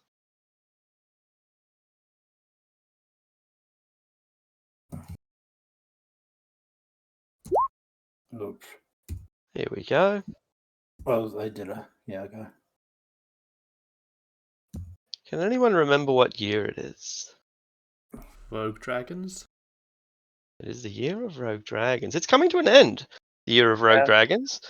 Yeah. Haven't seen a single actual dragon besides the fucking metal one. I think that's about to change. Let's go find that purple one. Indeed. Um. Also, that's a D3 minus. Oh, that's not a D30. Oh right, yeah right. Yeah, so you better re-roll that one. We're funny if we've got another natural one. That would be pretty odd. 7. Okay. All right. Well, I'll. Interestingly, we've already had 7 before, so we might as well use 1. Sweet. So we're passing through a town. The town is much less significant than Arabelle. It's about as big as Dagger Falls, about 2,000 people to Arabelle's 40,000, and thus doesn't even register on the map of Cormier because it's just not significant enough. You see it falling from the sky. It looks like a comet, but it's not a comet. It's a dragon. And this dragon is careening. It's spinning like a corkscrew. It doesn't appear to be in control of its movements. Its head and neck are flopping around all over the place. It's not using its wings to glide like it should. And it's going to smash into a town that we are approaching. We're probably half a mile outside of the town. The town probably consists of 20 or 30 buildings. And this dragon's going to crash right into it. So can Flightless try to pinpoint what's wrong with the dragon? I guess so, yeah. What color is the dragon? That would be the Make a next one. perception check.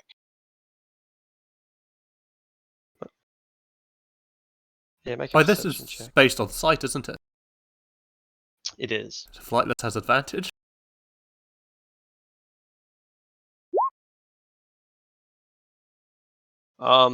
It's metallic. Sildarin and Flightless can both see, but the exact hue is difficult to tell. Gold, bronze, copper, brass, they all look identical in the sunlight. But in any case, it's not an evil one. Not typically evil. Flightless, you'll notice that it has patches of electric blue on it.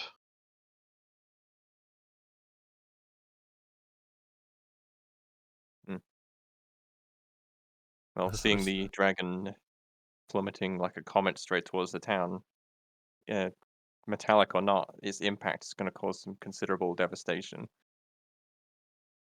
Does we need to be there? So, yes, I think let's hurry quickly. The townsfolk will need our assistance. It momentarily recovers and takes back up to the sky, and then plummets back down again, coming straight back to Earth. This town is pretty small, maybe 30 buildings at most. The vast majority are houses. A few of them are stores, general stores, and so on. There is also a temple, a school, and a hospital, which is much like a modern hospital in a way, but kind of a bit more like an inn as well. It's a place where people, particularly poor people, tend to stay and can be protected. So yeah, I got a town of about 30 buildings. A few of them are shops. Most of them are houses. There's a temple, there's a school, there's a hospital, and a dragon about to crash into the town from above. People are panicked. Dogs are howling, are barking. For the most majority, nobody knows what's going on. but maybe 1 in 10 of the 2,000 citizens is outside and is pointing. This is a disaster. First, there's not we can really do except wait for impact and then try to deal with it as best we can. Ride as fast as we can, pretty much. I don't think we have any way to knock the dragon off course or stop its descent. Moog looks up to see if anything knocked it out of the sky. Nothing. It's a nice clear day. There are no other dragons or wyverns. There's no storms. No, there's no logical explanation. I think it's whatever the blue stuff is on the. Oh, do you think it's affected with that blue fire? Maybe. Isn't that what the magic plague looks like? I guess with this, gonna have a second look to see if it is it blue scaling or blue fire? It's electric blue, like tiny little storms that crackle along its skin.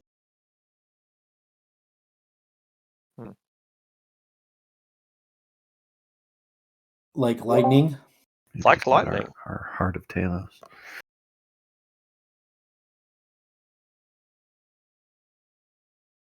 Crash. The dragon crashes into the ground.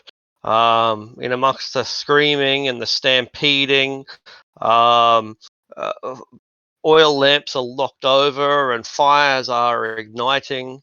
Buildings begin to groan and threaten to collapse. There are about 30 buildings here, and they are in no way equipped to deal with such a unpredictable disaster. The dragon itself appears perhaps to be dead. It's not moving. Flame? The flame is burning intensely and spreading. It creates blue fire, which in turn creates orange normal fire. So, like the fire will jump to say a building, and that building will now have blue fire burning on it, but orange fire spreading away from it. Huh. Is it just like the blue fire we saw up north? Yeah. Yeah, electric blue, deep and stormy. But with lightning crackling and flickering through it. It's like no other. It's like no natural effect, but blue fire or lightning is a decent analogy. I'll try and use my position on my horse, like above the chaos, to try and direct what few guards this town might have to basically try and start a little evacuation effort and instruct people not to try and fight the fires, but to just evacuate. Very good. Make a persuasion roll. And I get if Eleanor's going to do try to get her message to a wider crowd, Flightless will use thaumaturgy and the mimicry to basically a megaphone and repeat what she says. All right, you can make an With a arcana guidance. check. Excuse me? Big bird. Make an arcana check. Oh no. No. For you, it's a diplomacy. 15. Rather persuasion, and for Flightless, an arcana. Yeah, cool. That's cool. You said guidance. Yeah. Yep, sure. Alright, so I'll start with that. What was that? That's a natural 5. Mm. A D4. The odds are I'm gonna roll higher than a natural 5, so I'm gonna re-roll. Sure. Of course, jinx myself. Maybe you got the guidance anyway, didn't you? Yeah, Yep. I did. So 13. Not and enough. slap a flash of genius on it to make it 16. That'll work. So that's 2 successes. This is our 4-6 check where we need 4 successes out of 6 attempts. And so you're getting a bit of order, first by giving out orders, and then second by amplifying them. How else might we limit the devastation as roofs collapse and cattle stampede and dragon breath, noxious dragon breath is filling the air. Even though the dragon appears to be unconscious, it's still using its lethal breath weapon. Hmm.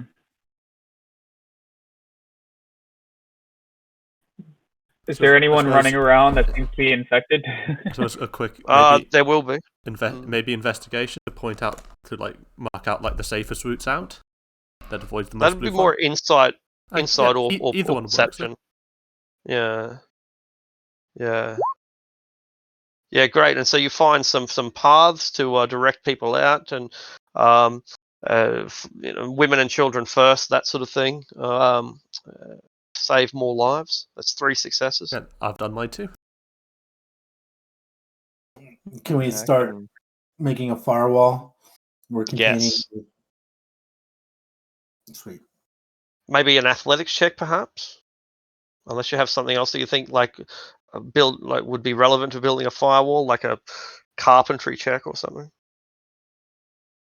I will do athletics. Good. And 16 is enough.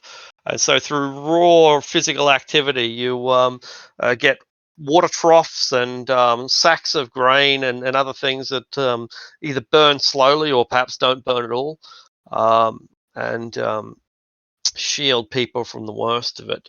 But yeah, back to a query that Carrick had. So once we evacuate the vast majority of people, they might have lost, say, 30 or so. In a town of 2,000 people, losing 1 or 2% of the population to a disaster like this is pretty damn good, ultimately.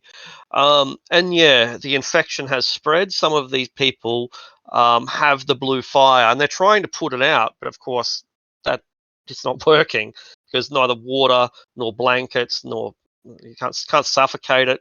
You can't extinguish it. It just means that now the blanket has the plague as well. Mhm. Can we What do try know if directing the people- guards to try to round them up and tell them that it's the plague and not My to touch them? child, my wife. And you start like if you want the guards to separate families from each other, then yeah, a lot of the calm that we've generated will probably be lost.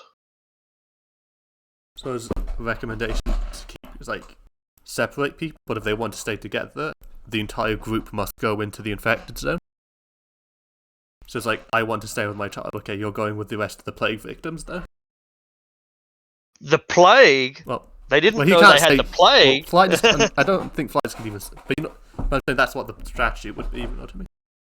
Yeah, I'll try and if Flightless will do his amplification thing again. I'll try and explain that people with the blue fire are contagious with some sort of arcane plague, and that you have to keep your distance. All right. They're terrified. The people with the plague most of all.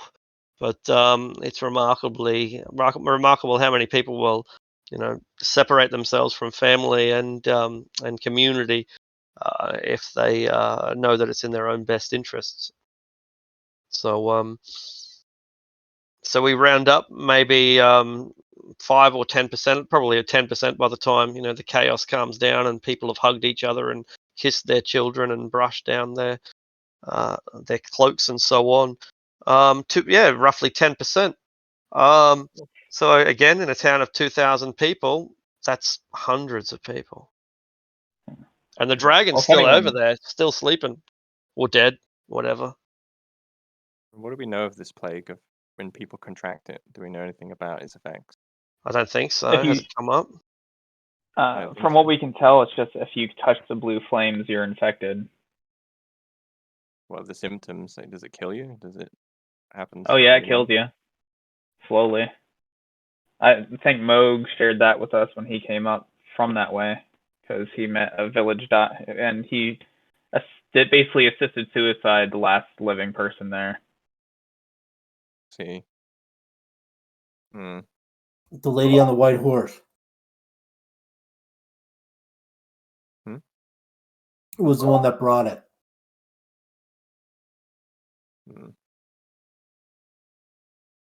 All right, this is a difficult situation. What to do? What to do?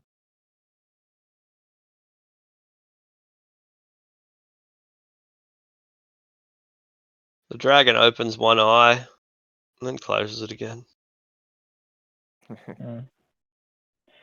Did we like put the thing out of its misery? It may not even be injured. Heal the dragon, and then see if he'll talk to us. Can anyone speak Draconic? Yes. Well, yes, you too. He can understand Draconic. Well, while Yeah, you, the try dragon and- ranger can speak Draconic. While you try and converse with the dragon, I'll just take command of the guard and try and keep this quarantine going. I guess if there's a clear path to the dragon with no plague, I'll take that way. Yeah, sure. His eyes are both closed. Approach him and bow. Oh, magnificent, great. Whatever color he is, I've forgotten already. Bronze, right? I think he's a bronze. He is a bronze. So bronze, brass, copper. What's the difference?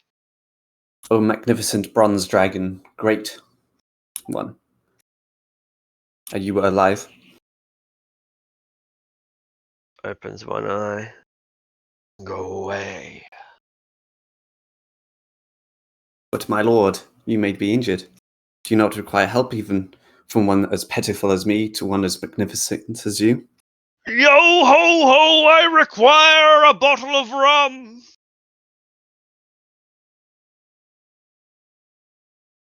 I require my ship and my hat. Man the sails! Pull up the oars! We set sail at dawn. He rolls over, and in doing so crushes the school. Mind being a little bit more careful, my lord. And you've lost me? Boats and dragons, what? Boats? He perks up. Where's yours? I don't have a boat. Ha! You're not. You can't be a captain without a boat. You're not worth my time.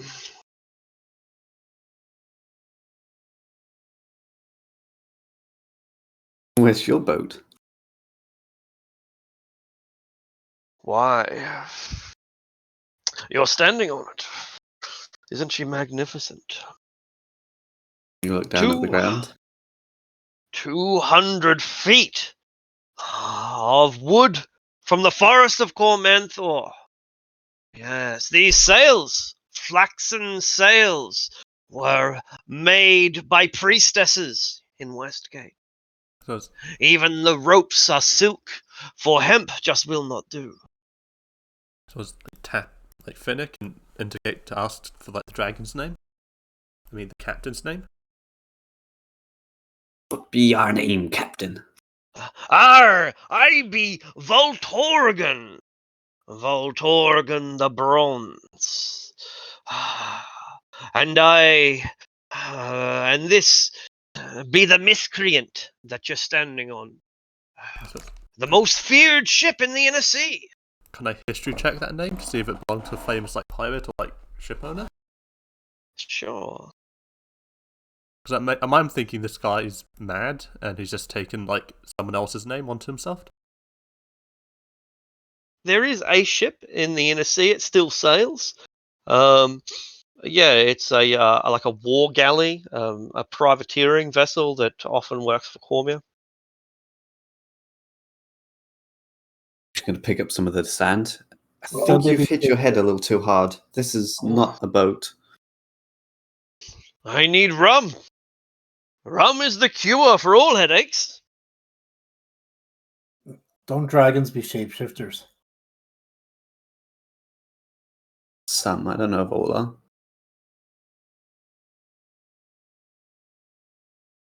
Have you ever been involved in a successful boarding action? There's really nothing like it. Don't think I've even been on a boat. Then you're not worth my time. Let me rest. Be gone, or I shall, well, breathe something on you. I haven't decided what yet.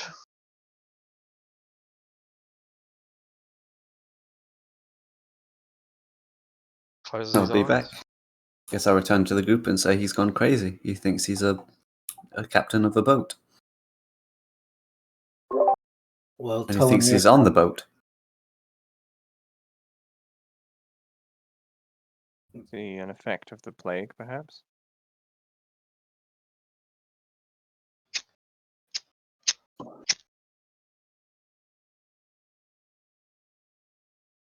Could be. Could have just had a massive concussion. Maybe his brain helmet wasn't too good. Well, if he has lost his marbles, so to speak, and if he's a vector for this plague, then he cannot be suffered to live.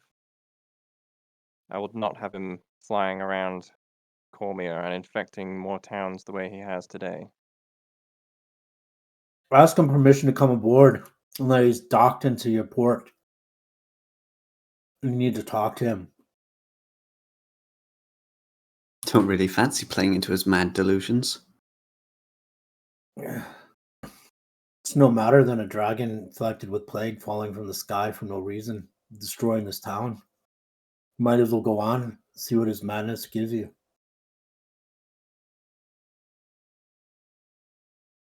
You're welcome to try. Guess I'll make myself a makeshift eye patch and try to make Ha! myself look a bit more piratey, and then go Very back good. to the ship. Go back to the ship. Go back to his ship.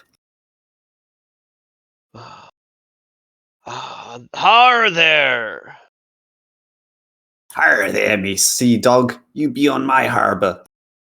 Oh, and looks around. Well, I shall be needing mooring then.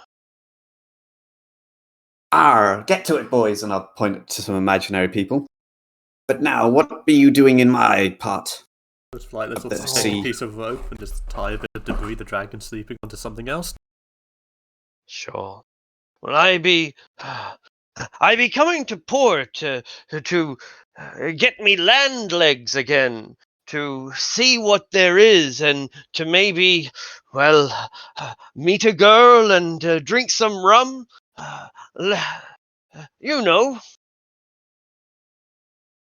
Arr, the pirate life. Yes, I know. I mean, the seaman's life. Yes, I'm no pirate. No And dirty if pirates this, here. oh, well, good. For if this be a harbor that moors pirates, then I shall have no part in this, and I shall set sail. Only good trade here. Sugar, tobacco, other stuff that's taken over the seas. Oh, sugar means rum. I'll have a barrel of rum. Turn to Finnegan and comment, do we even have rum? Is there like a tavern nearby that like this can search for rum in? Yes, yeah, there is. Yeah, there's a tavern. Hasn't been Arr, destroyed you yet. scurvy sea dog, go fetch us some rum. And I'll shoo Flightless away. How much is rum normally? Like a barrel of rum? Probably about 10 times the cost of beer, or mead, or ale, or whatever is listed. So I think that's 2 silver pieces a gallon, so probably 2 gold a gallon. Gallons, 4 liters or thereabouts. I suppose you'll put a gold on the table and grab a barrel. Like, will that be a get? Maybe. Like, there's certainly nobody here to take your money, but you chuck a coin on and grab a barrel. There's no rum though. There's whiskey, mead, wine, ale, a kind of vodka style drink made of potatoes or rye or something. But no rum. I guess the closest thing? I'm not actually sure which one that one would be. Maybe make an insight check or something else, since maybe Flightless doesn't know either. Yeah, sure. I guess So you Flightless grab knows. the exactly. Grab the nearest dark spirit, probably like a bourbon or whiskey, something like that, and take it out to him. What now? Just place it next to him, then move off with that Well, without touching him. And he doesn't seem to even acknowledge that it's been placed beside him. Here's your Oh! drink. Ah! It's strong. You didn't water this down. Oh, I do like this place. Perhaps I'll consider buying a little house on the harbor. We have many houses here, as you can see. Looks around. And he blinks and drinks and looks around. Where am I? The pirate accent gone. Yeah. Where am I? Who are you? Are you over your weird little I'm a captain thing now? Ah. What? Are you a captain? Are you a captain? Yes. What of it? Are you on a boat right now? Do I look like I'm on a boat? Why isn't the You- building's on fire? You just hit the He gets ground himself, and starts extinguishing the fires, and oh, look, points to a dead puppy. This is what's going on here? calm down, great Point- dragon. Points at him and then makes the sound something falling and then hitting the ground.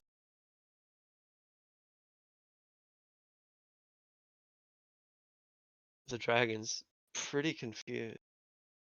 You just fell out of the sky and hit the ground, and then you've been talking about rum and a boat for about 5 minutes now. Rum and a boat? How did I fell out of the sky? Why? Straight down. Don't know. We just got here as you were falling. Let's point out, somehow ask him if the blue electricity was normal. The what? Because he was zapping with blue sparks. Sure. Is that normal? Oh. He tries to cover up the patches of measles or whatever they are that he has, the small rashes, the bubons. So now that I'm much closer, can I try to identify them? Sure. He opens his wings so that you can get a look at them. I was in Mithranor, the city in Cormanthor, on the ruins. There were kobolds there. They were alight with blue flame. Powerful magicians. Easy to kill all the same. I ate a few of them. Then I broke out like this.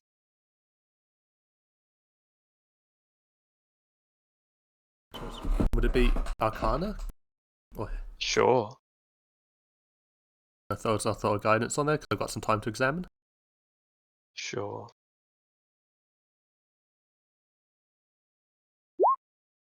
24. Not sure what to tell you about this.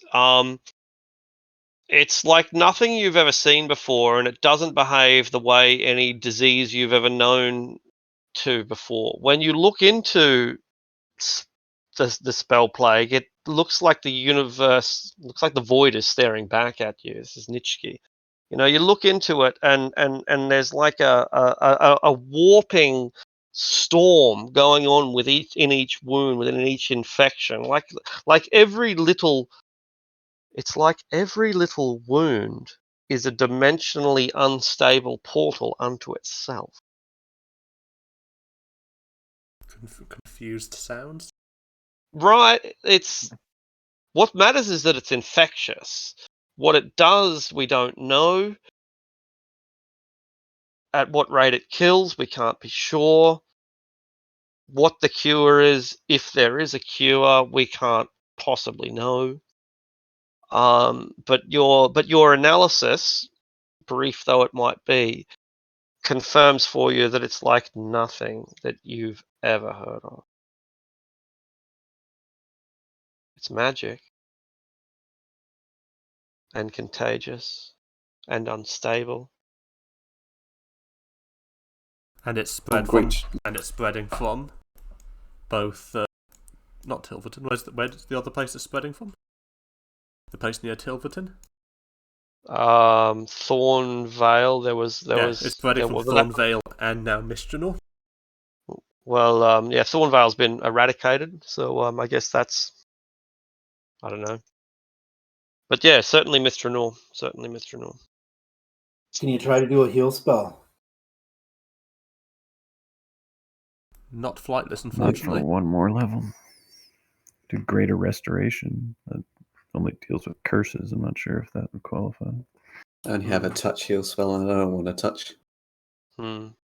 I suppose I think if you we've seen people interacting with other people with the plague. Like, is it safe to touch uninfected parts, or You tell me. I suppose did Flightless notice this happen? Like someone touched someone else who was infected, but touch an uninfected part. Yeah. I don't think that we've noticed that because until it becomes an experiment, there's no way of knowing. Yeah. If my bird Hmm. applied, he stood on a burning bush without touching the flames and wasn't infected. That sounds like science. That sounds like an experiment.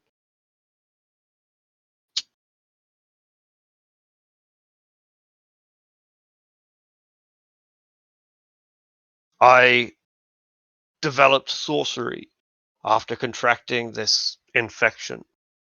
I have always been jealous of dragons who could use magic. I always felt inadequate.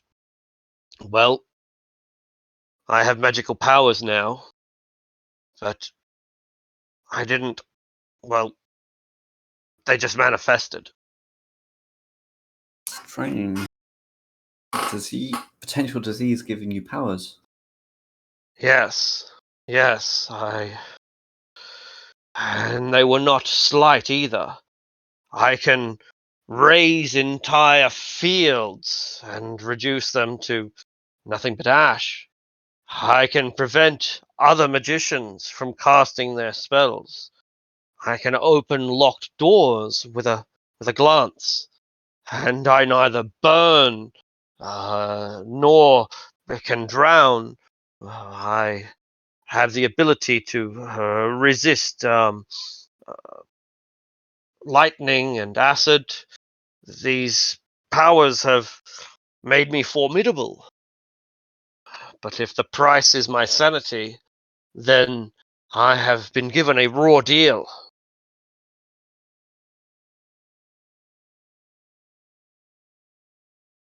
Yes. I think we need to get someone more experienced in healing than us in here. But the thing is, who would be the authorities be? The average 2,000 person town does not have a 7th level cleric. So I'm thinking, like the war mages, but their leader's like a traitor. There's Elminster, but he's gone.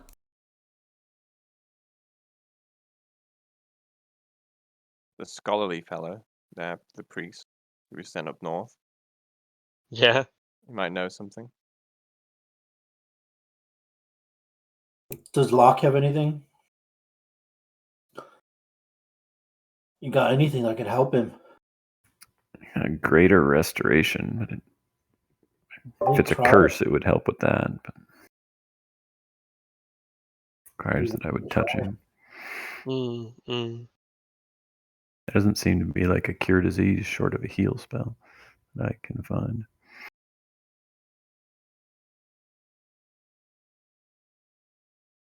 I think lesser and greater restoration cures diseases, doesn't it?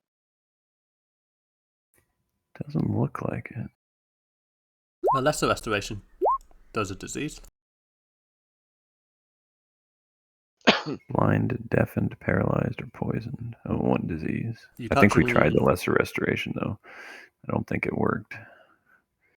Didn't we try that when we came south the first time through the plague area? It sort of blighted a little bit and then stopped. Exactly. It not only didn't cure the plague, it seemed to fuel it. Like when we cast the spell, it caused it to flare up. Like you know how if you add water to an oil fire, it spreads the fire. Conventional wisdom says add water to a fire, but you add water to some fires and it just makes them stronger. Same goes with this. You that should restoration should cure a disease, but all it did was empower this disease. I suppose another thing we could try is try to douse like a small blue fire like somewhere else, like not on the person or the dragon, but with holy water. See if that has any difference. Yeah, right. So you get an infected rock, for example. There's a burning rock, and we do our experiments on the rock. Is that what you mean? Yeah. So because we don't want to do, because if it makes it worse, we don't want to do that to the dragon. Holy water does nothing. Okay. Because I'm thinking we need some like the opposite, some anti-magic. What about dispel magic? Try that. Fuels it. Because I suppose that is magic. Like we need something that, because magic is based off the weave, and one possible thing is that this fire is like fueled by the weave. So if we like cut the weave out of the zone, we can see what happens. I don't think anyone can cast anti-magic field there. That's why we need a higher level person here. And if that is the cure, like it's a pretty good theory, so far. If cutting the plague off from magic itself is the cure, then we're fucked. Because you can't do that for 200 people. No one has that level of resources. Because like anti-magic is like an 8th level spell, isn't it? Right. 10 feet around the caster, just walk around for literally hundreds of years to put out this town.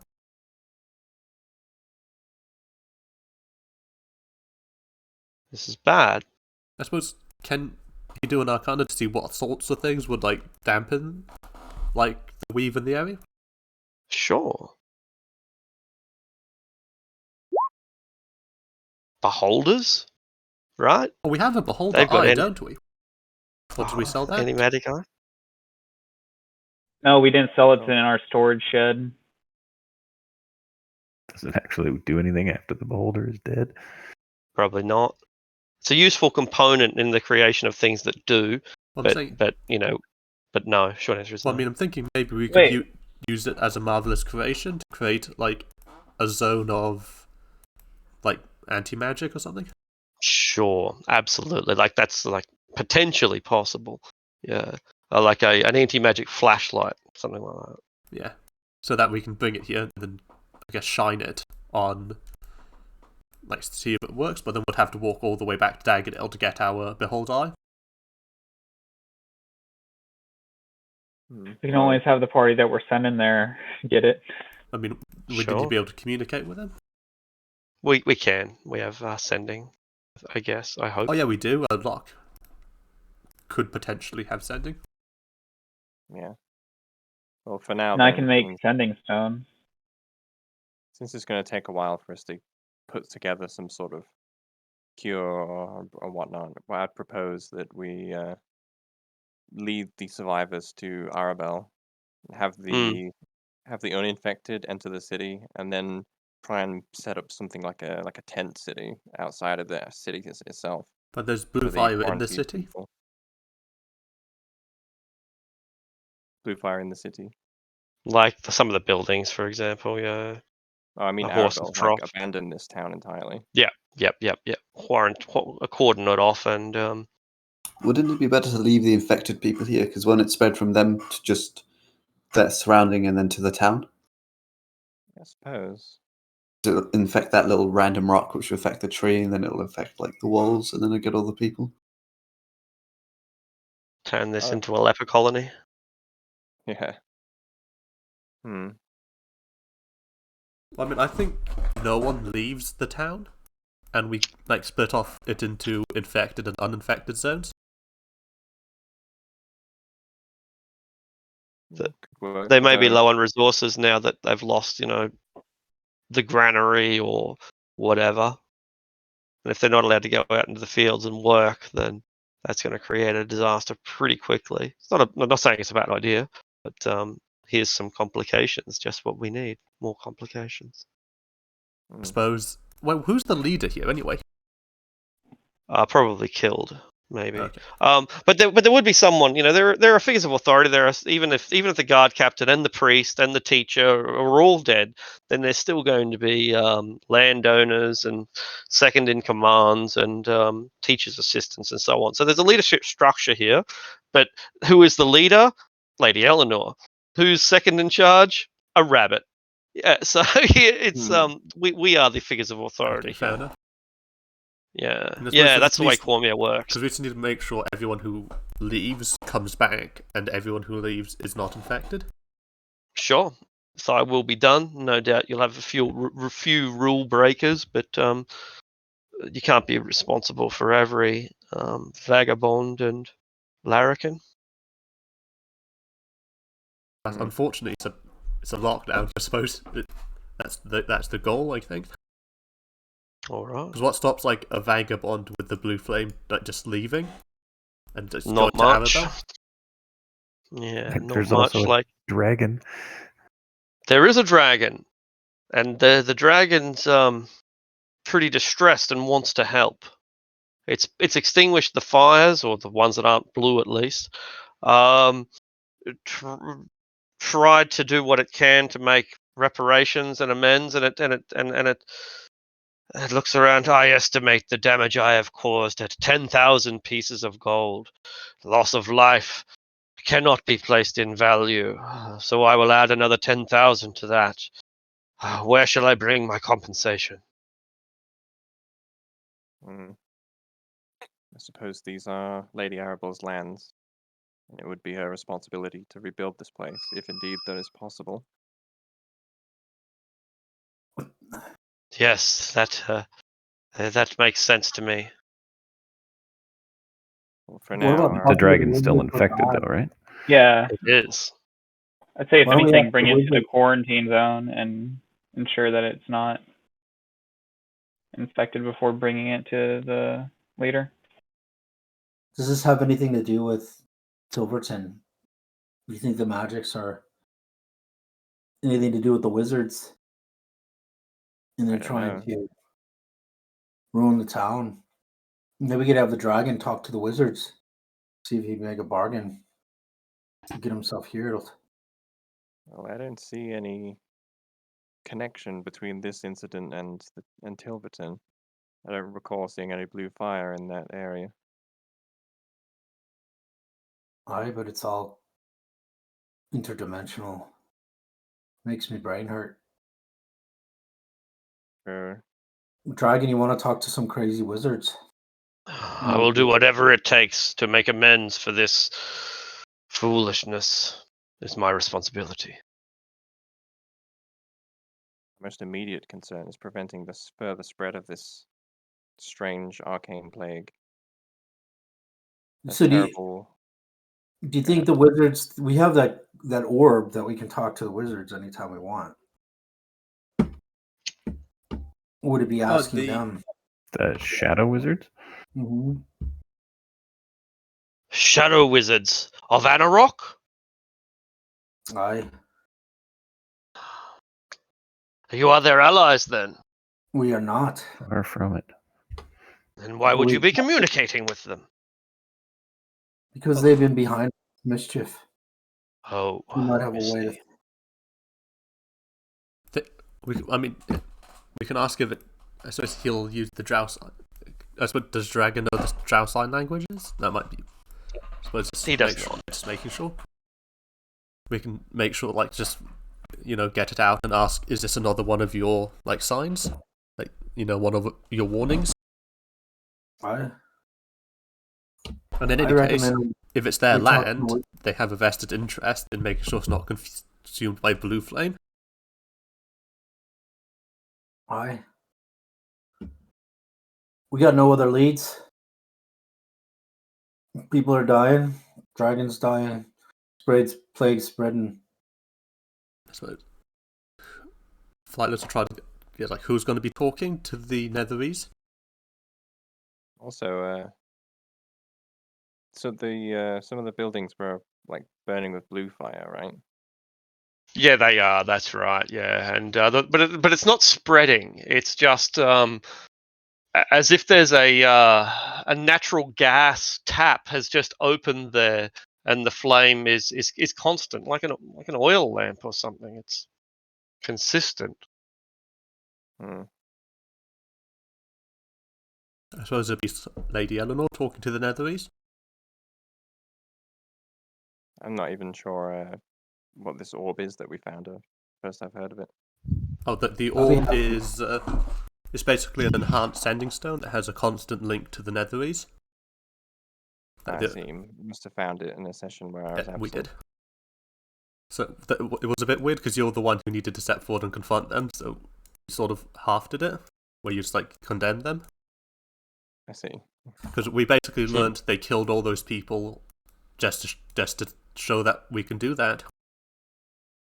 So the rest of you better step in line. I say we do Why do something we a want to talk to little bit them more now? diplomatic. Because the idea is they're super wizards, and they want to rule the land, and if they come here, it's all infected with blue flame. That's not what they want. So I'm saying it's just a lead. Like they have a vested interest in not having their kingdom destroyed by magic eating fire. I'd be happy to be talking to them. Lady Eleanor might be giving them a piece of her mind and not be able to stop her mouth.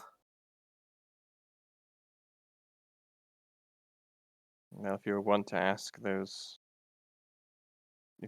them for assistance, suppose better than allowing all these people to die horribly, and who knows how many if this spreads further afield. I'll take any opportunity I can to save them. And I guess I would also point out Lady Eleanor's probably a better negotiator.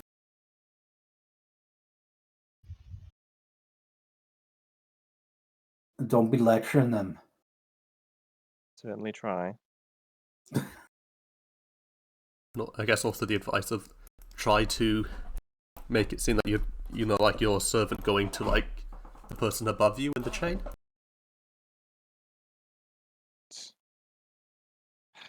I will try to use my manners.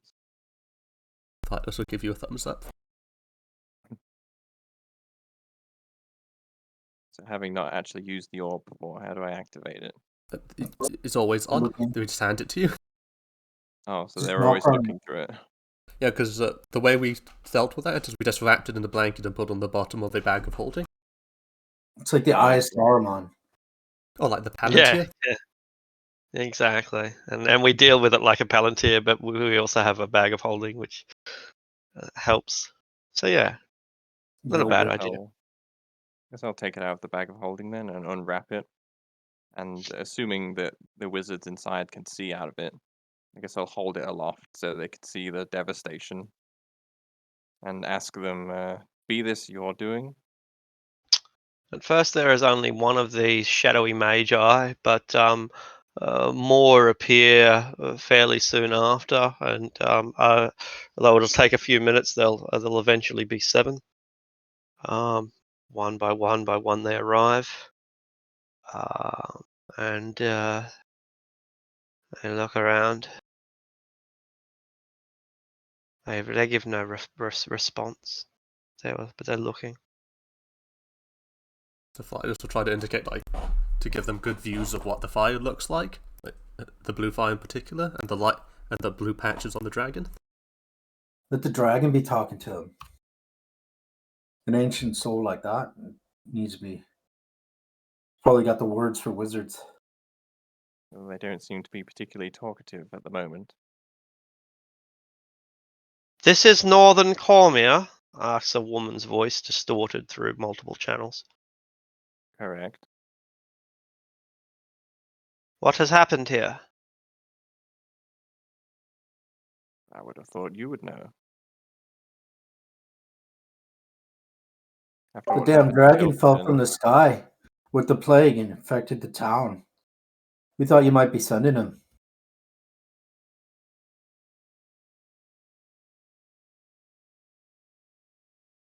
They don't reply. Well, is this your doing? Is this another catastrophe on the scale of Tilverton? Another gross display of power and ego? Inconsistencies, fluctuations, and malfunctions within the weave are not our prerogative. It's like indicates that there's should ask who is whose prerogative is it? Try to prompt at our stance. They're probably going to say Mistra. Not ours. Well, have you any inklings to what's going on here? It seems you do. You mentioned the weave. Are you recognizing the overlordship of Thaluntar, and that you are merely a vassal in our lands? I'm recognizing your arcane expertise. You would call upon us as simple sages, then, and not your masters. The greatest of sages, perhaps, but definitely not my master. Then it seems that you still have lessons to learn. Scowl. How do we be fixing this? You've been cursing these lands. If it not be yours, let us be fixing it. You don't want a plagued land to be taken over, do you? The malfunctions and transgressions and fluctuations within the Reeve are not our prerogative. We have Why no is that? influence over them. We have no control over them. We have no tar with them. It is for others to understand. And it is for you to understand that your lands are ours, that Netheril has returned, and it shall reclaim back all that once was. The next time you require our assistance, come to us as vassals, for we are your suzerain, and we will give you your freedom if you show us our respect. How about we send the dragon full of plague to your people? How about that? Then will you be helping us find the answer to this? A single dragon? You would threaten me with a single dragon? A single dragon full of the plague? It seems like you could be doing quite the harm to infecting your people. We know you where you be. You seem to recognize that this plague interferes with the weave, and as great arc magi that you are, being cut off from that would be quite distressing, I imagine. We have been cut off from the weave for thousands of years and have adapted to it.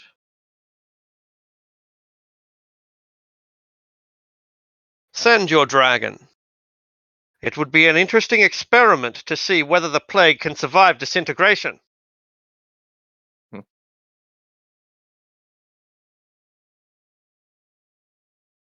Interesting indeed. I'll cover them back up and shove them back in the bag of holding. Well, that was fruitful. But I suppose, if I point out, there should, I suppose what is the word? They said they couldn't do anything, but they let us know of the existence of some a group of people whose job it is to do this. Like, you know what I mean? Whoever those individuals might be. Would it be the worshippers of Mistra, whose job it is to fix this? Probably. If this is they seem to suggest perhaps that there was a glitch in the weave, Yeah, it's this isn't my problem, call technical support. Exactly. And who is technical support? Well, Mistra is the weave is Mistra. It's the goddess of magic's responsibility when magic is wrong, surely. This is your department. Is that the goddess that they killed? But that came back. I mean, every time gods die, Mistra dies too. Yeah, Mistra is the god that a Netherese wizard killed. Yeah. Do you have? Locke, do you have 4th level spells? Pardon? Do you have a 4th level spell? Yeah. Thinking, because you could do divination and try to summon forth like a servant of mistress, so then we can. Is that how divination works? I've never seen the spell cast. Your magic. Oh, your magic can often put you in contact with a god or god servants. You can ask them a single question regarding a specific goal, event, or activity to occur within 7 days. Okay. Yeah, I think beseeching Mistra's aid would be prudent. Sure. Or if not Mistra, then one of her sort of. I'm not sure if she has angels or celestials or whatever she might have, but some sort of godly servants. Are there churches to Mistra with how prominent is Mistra within Cormier? Pretty prominent. Like a war wizard would typically worship Mistra. So I'm thinking we go to a church of Mistra and try to get them to get into contact, because I think they'll have a better deal than a cleric or Talos. And priest. There would have been a shrine back in Arabelle, not a church, but a shrine. Would there be a tender? Yeah.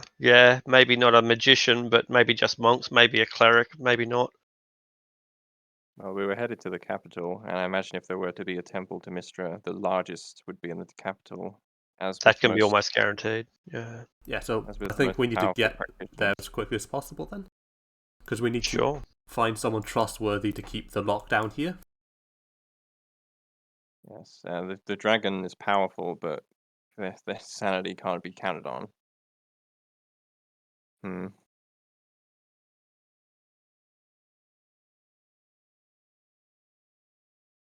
I suppose we go to the guard. Did a high-ranking member of the guard survive? Yeah, they have, and they're taking this situation extremely seriously. In fact, this is the most important event of their career. Yeah, because it's sort of irresponsible for us to leave, but someone has to go to the capital. Well, that's right, and like commoners don't question the motivations of nobility or high-level adventurers or anything like that, any more than we would question the CIA. It's just they're doing what they do. Yeah, my worry is that if the dragon loses marbles again, he could go a little rogue and incinerate some of these guards. I think that's the risk we need to be taking. The dragon hanging out here is safer than anywhere else. Would be flying. Would dimensional shackles prevent him from flying? Gives him the restrained condition, right? That reduces your speed to 0, so I think so. But would they fit him? Is he a large dragon, or is he huge? He probably huge. I'm not sure, but Can it be maybe it might only be large. Yeah. Is he a shapeshifter? I don't think so. I think that silver dragons are shapeshifters, and I'm not sure if bronze ones are. With the dimension shackles, they can only attempt to get out of them every 30 days, and have to pass a 30 strength score or strength DC. That's hilarious. Once every 30 days. He's an adult bronze. That's probably large, but I'll check. Well, it could be way bigger than large. Yeah. I think I've been playing him as bigger than that. So we'll call him huge, and maybe he's not an adult at all, and maybe a bit older. But yeah, he's a big dragon. Would I be able to adjust the shackles to fit something larger? I don't know. No. You'd have to forge entirely new ones, purpose made. I don't think we need to be locking the dragon down. I think time is the essence. We need to be getting to these priestess of magic. Yeah, I will ask. I thought we didn't buy the shackles anyway. Oh, we did. No, we didn't end up getting them. No. Oh, I thought we did. No. I will ask someone trustworthy to ride to Arabelle and inform the lady, of course, of what has happened, and to request a detachment be sent down here to help enforce the quarantine. Yeah. They get right on the nearest non-infected horse.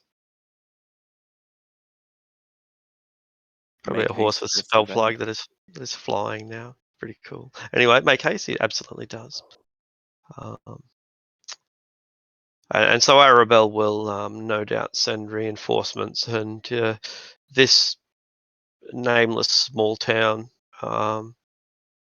we've done what we can for it.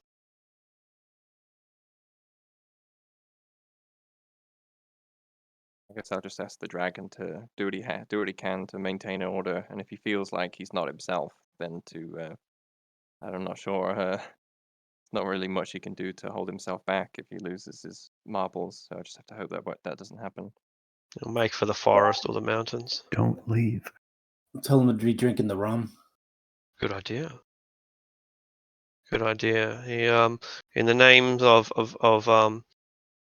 like royal orders or whatever, he goes and empties all of the alcoholic supplies from the nearby tavern and keeps them nearby just in case.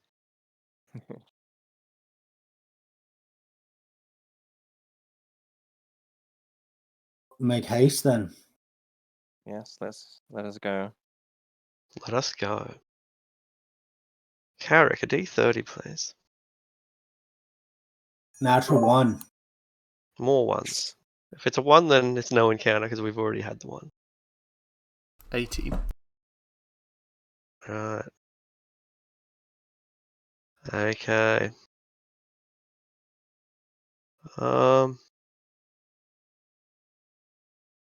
Sure. All right. We come to another small town. This town's name is Cuthbert.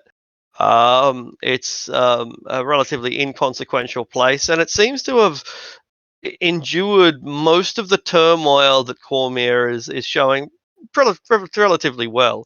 Maybe it's just too unimportant, or maybe just too important for it to have been fought over. But things are going on much as the way they normally would here. It's a rural town. There are roads that lead down to the Wyvern Water and roads that lead into the forest, but most people have an agricultural life. It's relatively typical for Cormier. There are purple dragons. There's a single war wizard, and there's a knight that rules the whole thing, but he probably rules from a castle somewhere out of town. Inconsequential town that wouldn't even be worth mentioning were it not for Marco's Marvelous Menagerie. Marco's Marvelous Menagerie has come to Cuthbert, and they are putting on a show. It's only a copper piece to go and watch, or a silver piece to sit down and watch, or a gold piece for a ringside seat. Do we care? Do they have any elemental? What's that? I don't think so. We got a town. Like, we wouldn't be sitting back. We'd be making haste if people are dying and we need to get a. No time for the circus. Like, yes. Not time to be sitting back watching a movie. All right. I wanted to see if they had elementals for their show so I can trap one in one of our diamonds. They have an elephant, a chimera, a basilisk, a lion, a panther, a direwolf, a giant spider, and a giant riding lizard. Basilisk might be uninterested. dangerous.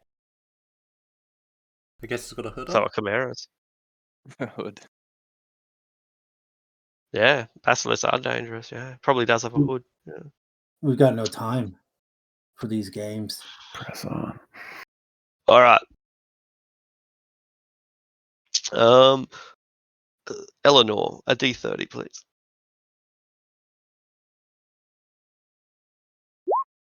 19. 19. Okay. All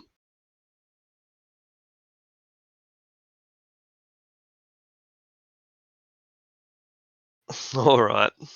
So we move on down, and how long does it take us to get from Arabelle to the inner sea?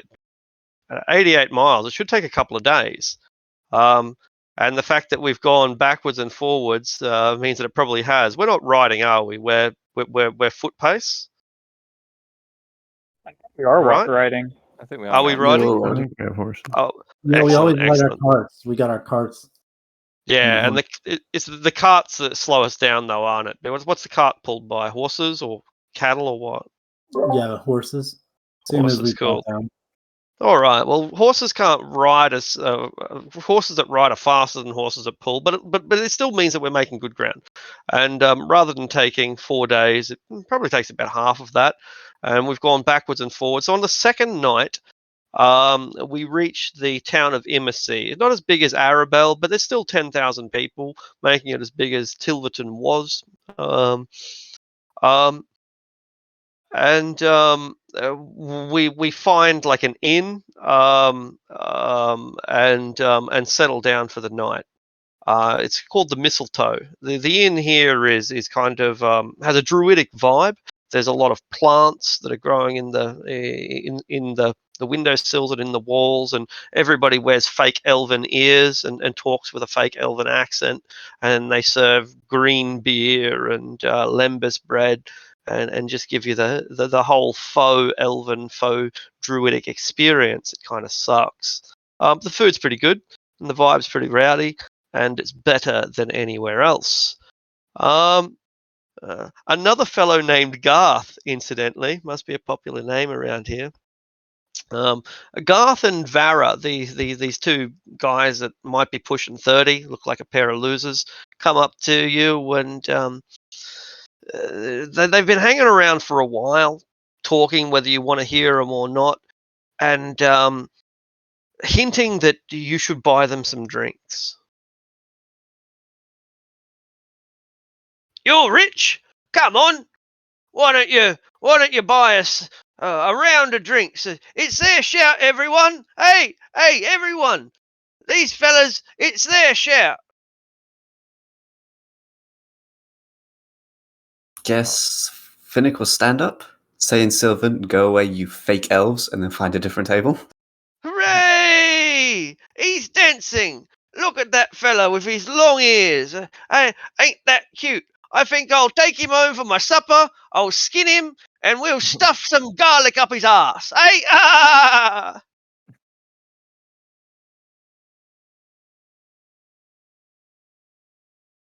I turn my back and walk away. Oh, look at the grumpy dwarf. He's looking at me all grumpy. Oh, boo-hoo-hoo, Mr. Dwarf. Oh. Someone gets right up into Moog's face and rubs his eyes. Why don't you buy us a drink, mate? You're rich. That's enough of that. Buy the fella a drink. Come on. He's had a rough month. His wife left him. Come on, why don't you show a bit of heart and buy him a drink and buy me one as well? Yeah, buy us some drinks. Come on, and a meal. Buy us all a drink. Look, your purse is full. You'll be lucky if someone don't pinch that. I tell you what, I'll buy you all a drink if you shut up and leave us alone. Hooray! She's gonna buy us a drink. I'll fork out around. Very good. They hit the piss, and soon enough they're bludging off other people. But we could care less about a couple of dickheads from northern Cormier. Here we are in the middle of town, in a night. Is there anything that we want to do, or do we just want to go to bed and get on with this? Nothing in particular, just the standard.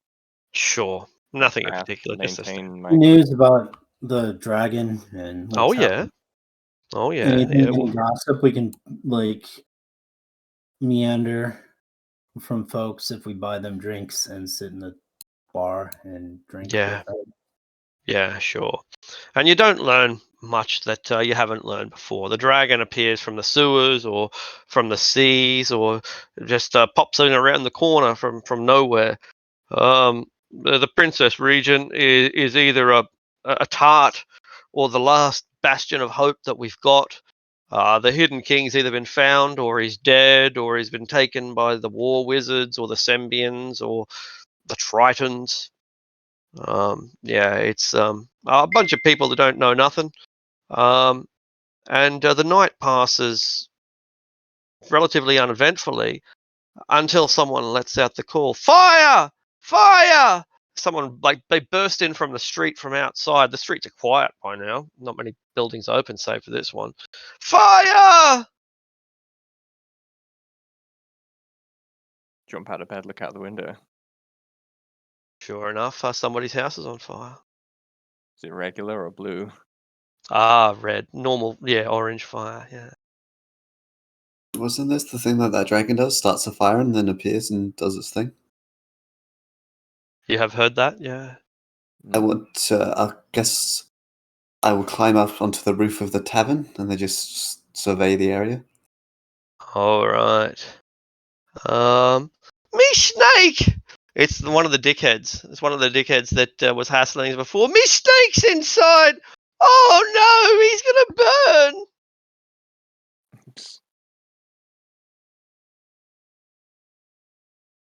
You're saying me snakes? Yeah, he apparently has a pet snake. I bet it's a winged snake. 'Cause he's... I'll quickly get dressed in just my padded what do you call it, a gambeson underneath the plate armor, because I don't have time to get fully dressed. And I'll head out there and start trying to direct some efforts to fight this fire. But somebody rescue him! He's gonna die in there! But nobody's fucking going into a burning building to rescue a snake. No. Does Locke have create water ready? Create water. Food and water. We'll have a meal while dousing someone. Throw some wine on it. Cast an ice storm on the house. Sleet storm. I think sleet storm doesn't do damage. I think that would be the better call. Does it not? Sleet storm would likely douse it pretty quickly. Oh yeah, right. Yeah, no damage. Just yeah.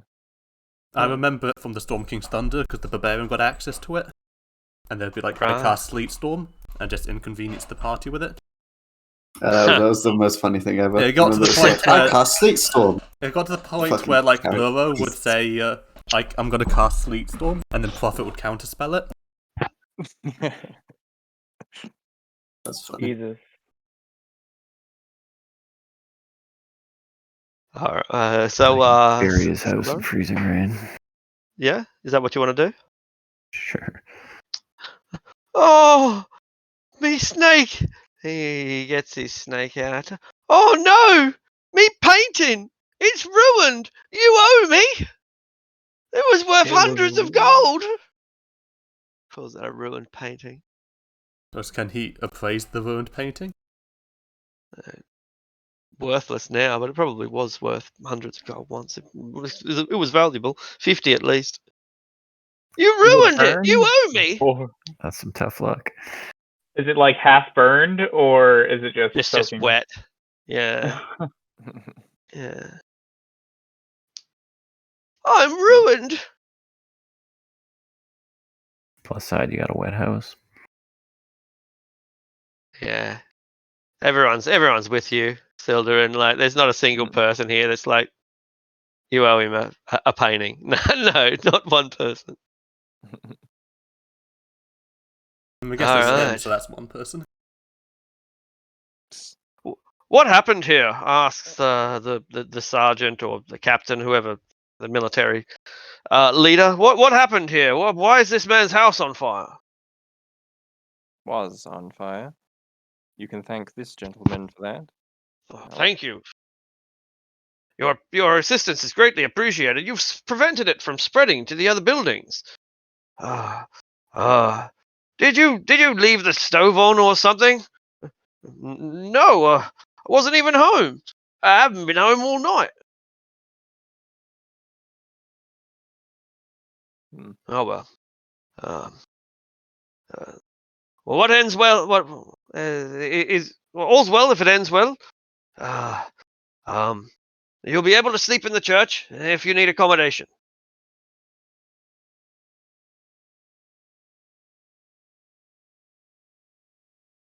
And That's all that can be done about it. Going back to bed. Go back to bed. And the next morning, we are ready to head off again and forget about this inconsequential town and the fire that nearly killed a snake. Artisan, could you give us a D30 as we are coming into the urban part of Cormier? What about his painting, though? It's ruined. Painting's ruined. Family heirloom. I ran the encounter a little bit wrong, but it doesn't matter. It's done now. 29. 29. Oh, okay. All right. So as we come into the more urban parts of Cornwall, they were still a long way from the city itself. As we come into the farmland that supplements the capital city directly, probably crown land as opposed to owned by a duke or a baron or some count. This land is most likely royal land. And as we come into this part, we will see that the military is mobilizing. We'll hear about it first. We'll hear pumpkin farmers and innkeepers and so on talking about the levy and talking about the banners being called. That's not going to. Does that affect our plan, or are we just basically going to keep going until we run into this veritable army? Sounds awfully familiar. Hopefully its leader hasn't been enthralled the same way Lady Arable was. Maybe try to get to the meeting. You really have no choice. And I suppose. And so before the meeting, though, Flightless for the first, because he'll reach up and touch his hat, and because it's a hat of disguise, and disguise himself as a human.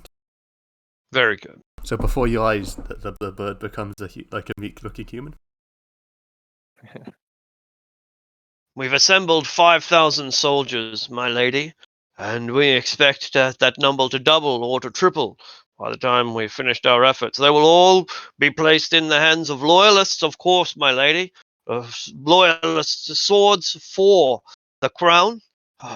We figured that it would be best to empty the lands of its young men before somebody else does. And where do you intend to march this gargantuan force? To reinforce the capital, my lady. That will be the initial perspective, and then once we've dealt with that plagued dragon, then perhaps the army can be turned to some other place. Marsemba, perhaps, my lady. I understand that those lands, that it is in Marsemba that the false king, the usurper, has positioned himself. We should be marching our armies all the way there, in my opinion. But first, we need to liberate the capital from this dragon. The false king? Yes, yes, my lady. A war wizard, Jesnar the Seeker, second only to Vandegahast, has apparently found some crown of an old Cormyrean king, found it in a forest somewhere, and figured that gave him the right to tear the country apart, my lady. And that he would have the gall to base himself in my lands as well. Your lands, my... Oh, that is most regrettable, my lady. I did not realize that your family was in support of Jesnar. I should hope not. I myself am not. I must admit I've been away from home for quite some time, and if my family has thrown their lot in with him, then I shall be sorely disappointed, to say the least.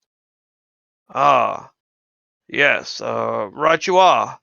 I am sure that the Veyron family must be resisting him with tooth and claw, my lady, as he establishes total control over Marsemba and its regions.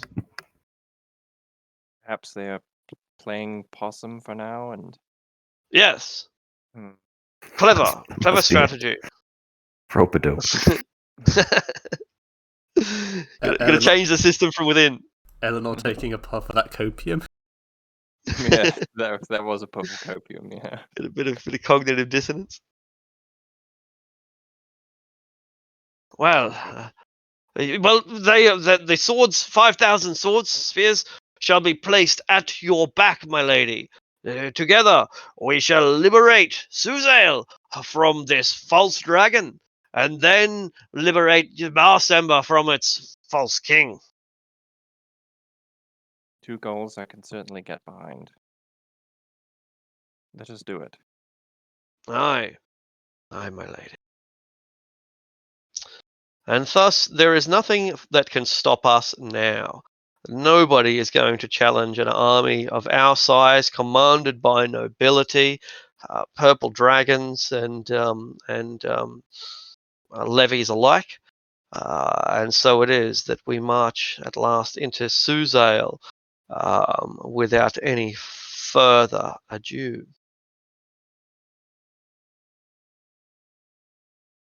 Okay. I forgot to go into with the disguise. I guess a human, he'd make himself look like a sort of wizard, like like in a, what is it? Not accountant, like an advisor, like an arcane advisor to like the Lady Eleanor. Yeah. That's something he can actually pretend to be. Yeah. All the typical garb, like old Yeah. man, long beard, robes. And with a quirk of the rules, Flightless probably knows more than most wizards. It's just a little quirk of not being able to cast spells. Or arcane spells. What is it? Plus 12 Arcana? Pretty good. Rogues are the ultimate skill monkeys, after all. Are we a chartered adventuring party? I think Not we in are. Formia. Yes, we are I in think we Cormier. paid. Well, oh yeah, we must have. I think we did it in Arable after saving. Yeah, because we're like, we should probably do this. What's our charter? I tend to record them these days, but I don't think I've done it for this group. Way back before, like pretty much right at the start of the campaign, our charter was like all based with destiny and doing like justice.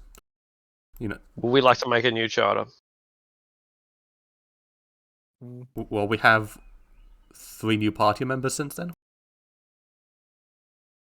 Charters are pretty simple. Boys to men. Yep, there we go. What was that? Boys to men. Your charter sounds like a rock band, like a bad pop rock band. That's awesome. I wish I could think of some Boys to Men song, but End of the Road, was that a Boys to Men song? Thanks. Motto and purpose. So they're pretty simple. Well, I mean, I think a pretty simple one would be make people just let people know we're a chartered group for the reclamation of Tediamar.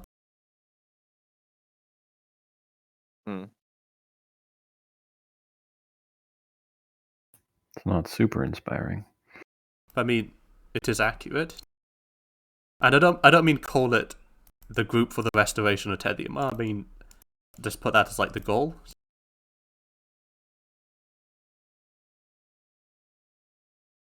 Call me Taserface. Brilliant.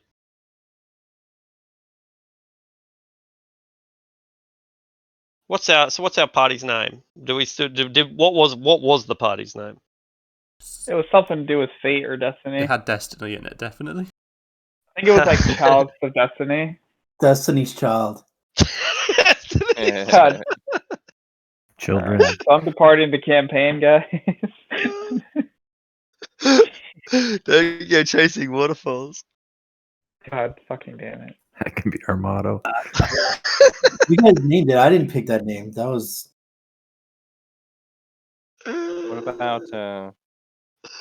about Seekers of Destiny? Okay. You could be like Jesna the Seeker. I think it was Destiny's Chosen. I think that's what it was. That might have been.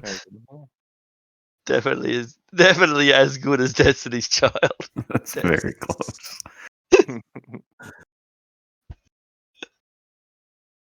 Funny. Forge. All right, are we? Forgeborn.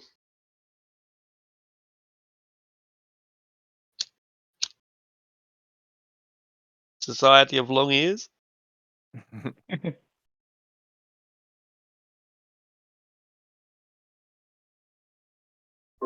The long-eared, Mithril and angel-winged forge form. Mithril and steel. I don't know. Mithril and steel.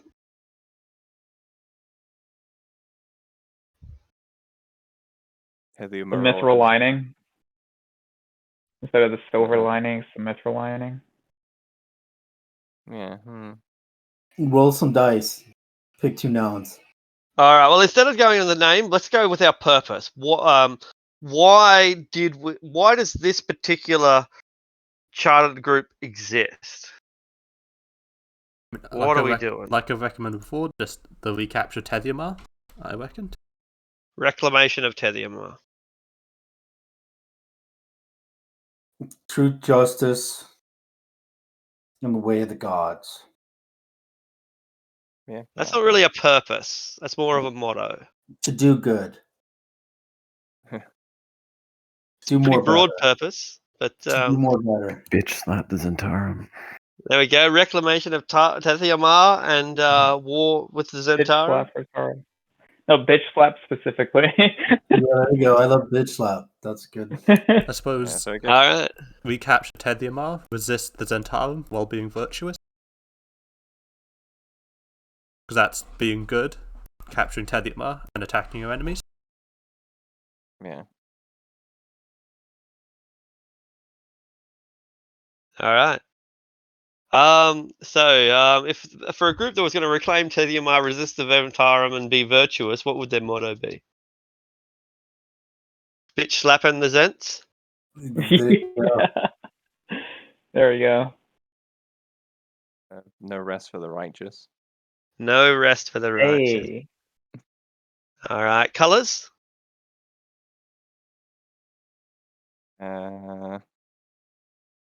Gold and silver? I don't know if I can know. Gold and silver.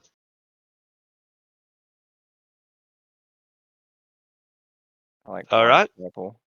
White and purple. I'm all for metal and fire colors. Uh-huh. Gunmetal, like adamantine. Well, Yeah, like that'll do. or mithril and adamantine and What about which colors green are.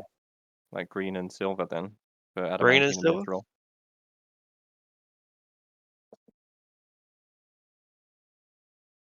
Or I suppose in this I case like green that. and grey. Because I'm not sure you could capture a metallic silver. All right. What's our image going to be? What's the picture that we put on our flags?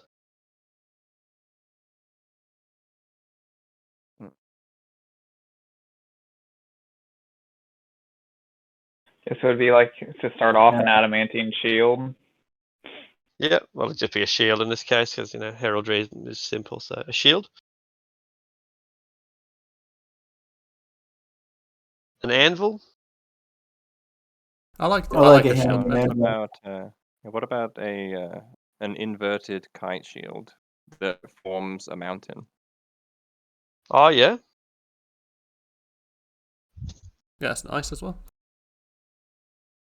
I like the anvil and the hammer. I like the mountain one. An anvil on a mountain, an anvil under a mountain. Because the mountain, the Feels kite very shield dwarvy. forms a Very mountain dwarvy. to the backdrop.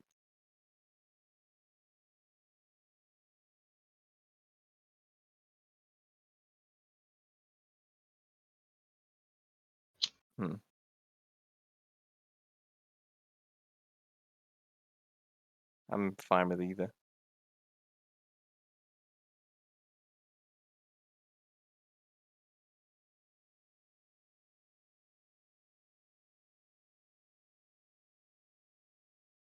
All right. I guess it'll vote. Anvil and mountain. Something else entirely. So it's just like anvil or mountain, or not a third one. Sure.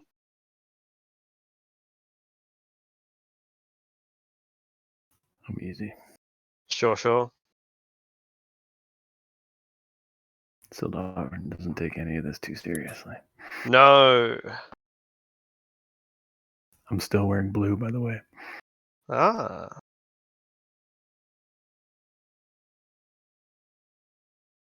Well, that's All 3 right. for mountain. One person doesn't care, so I guess we're having the mountain. Okay. Heraldry. Yeah. All right. And finally, our name. We reclaim Tethyammar. We resist the Zents. We are virtuous. We don't rest. We like green and silver mountains. Who are we?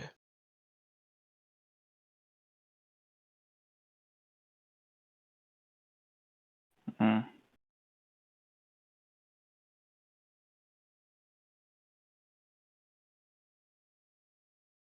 I guess. Cuthead. The people's choice. I don't think the people would choose Warforged in a Kenku. What about Reclaimers of Heritage?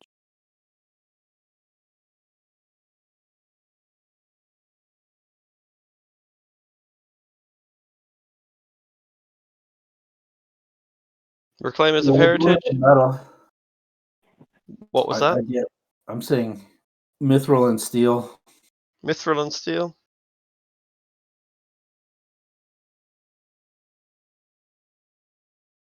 I mean, that does What about sound nice. Soul? What was that? Soul and Steel? Soul and Steel. Yeah, that one does, but also that one sounds nice and also includes the things that it needs to. Gold Stealers, but have it just be steel Soul instead. Steelers. Yeah. Not quite who I was going for.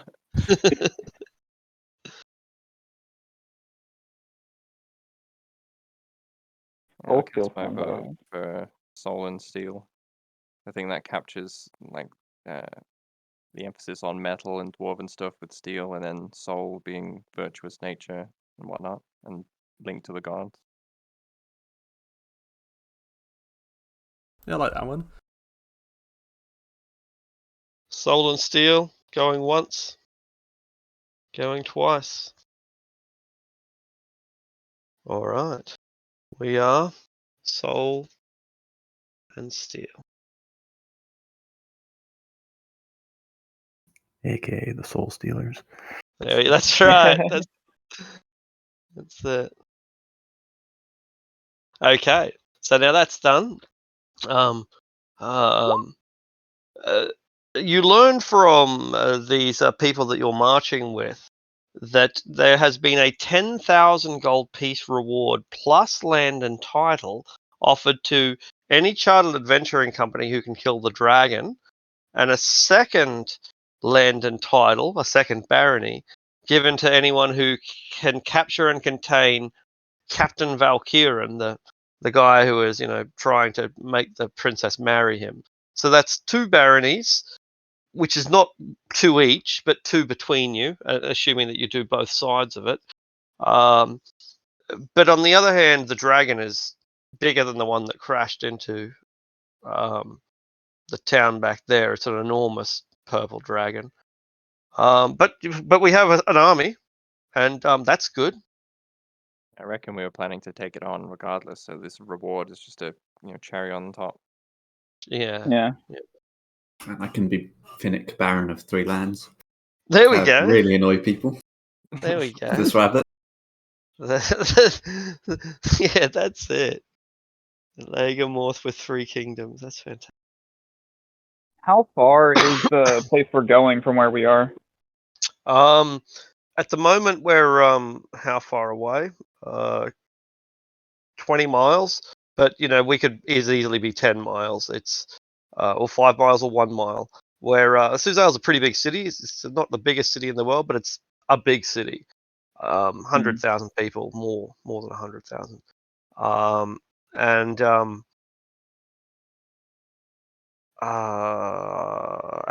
so exactly when we come into it is a bit unclear. When do the suburbs become the city? Yeah. Anyway, I was you're either wondering 10 if miles I out or could, 5 miles or 1 mile, whatever you want to be. So I we're was going to wondering go. if I could make. Is that our destination to rendezvous with the princess? Tell her we're saving the day. That's exactly what I was about to ask you. Now, from a breaking the fourth wall perspective, this part of the campaign has never been very easy to design because you never know when the group's going to come here or whether they're just coming here to pass through. And so I can never predict exactly what your objectives are going to be. Furthermore, I really can't predict what situation the group will be in. I didn't know that we would have an army of 5,000 people, for example. And so when we come into the city, what we find is a place in turmoil. Even without the dragon attacks, it would still be a city divided into gangs and revolutionaries and people just trying to get by in their day-to-day life. But throw in the dragon attacks, and you've got a war zone, an active war zone, and there are bank robberies and children that are starving. People are homeless. There are aid deliveries coming in from various nobles and various churches, and bandits are taking them in the middle of the street in broad daylight. So all of these problems we could deal with if we want, but on the other hand, we've also got this massive army at our disposal. I guess all I'm trying to say is like this is the difficulty in designing this part of the adventure. So, what are we here for? How do we intend to achieve it? How are we going to use our resources? When are we going to use them? This is very much in your hands. You are generals now, though you might not have realized it. You are generals. Well, we need to talk to the princess and give her the intelligence of what's happening up north. There we go. And I suppose That's immediately we can set In the the army woods. to setting up like a safe zone at least. Just like because 5,000 troops, like we can like select like a few blocks and say, okay, we're just going to re-establish order in these like 3 blocks. Could that work? It could, but it's kind of different to Moog's idea or rather, so we've got an objective of definitely getting to the princess, and on the other hand, yes, you can definitely set up a perimeter and establish order. We don't have to micromanage what the captains would do of their troops. They know how to garrison them in their own city. I mean, in their own capital city, in their own town. Like they'd figure that out. Like I don't know if we want to micromanage that as much as I'm saying that's what, like so we have like this resource of like a big army. I don't think we need a big army to get to the princess. Maybe we could just walk there. I'm saying we could use the army as a resource to like regain some order. Yeah, I think we're saying the same thing. They can just go do that. And All right. do that better than we know how to do that. They'd reinforce the captains of the guard, I guess. I also want to make ballistae for the army to be able to shoot the dragon down. Does that mean not going with the rest of the group to the princess? You'll stay with the military? I feel like as the party's crafting shit is probably the best thing I could do. Fair enough. How long would it take to throw together some ballistae though? Surely take some time. A day. I don't know. More. Yeah. Sourcing materials alone is the logistics of that, particularly in a city in a war zone, is complicated. So if you want to get straight to it, you absolutely can. On the other hand, if you want to stick with the party until they get to the palace and start work on that project tomorrow. So we don't even know what the plan is. You might say, "Don't attack the dragon; it'll be worse." Yeah. If it's going to take a whole day, I'll probably get started immediately. Okay, excellent. The sergeant gives you like a full division of 100 soldiers to protect you, to gather the materials that you need to, and to put down any bandits that get in the way and so on. All right, that's you sorted. You're looking for materials to build ballistas that'll bring down a dragon. The rest of us, we leave the army to their own devices. Yeah, we and go head to the to. palace. Yeah, let's head to the palace to give the report to the queen princess. All right, very good. Make perception checks. Is that everyone but me? I forgot I have advantage. Yeah, that's right. Yeah. Okay. 5, 10 high.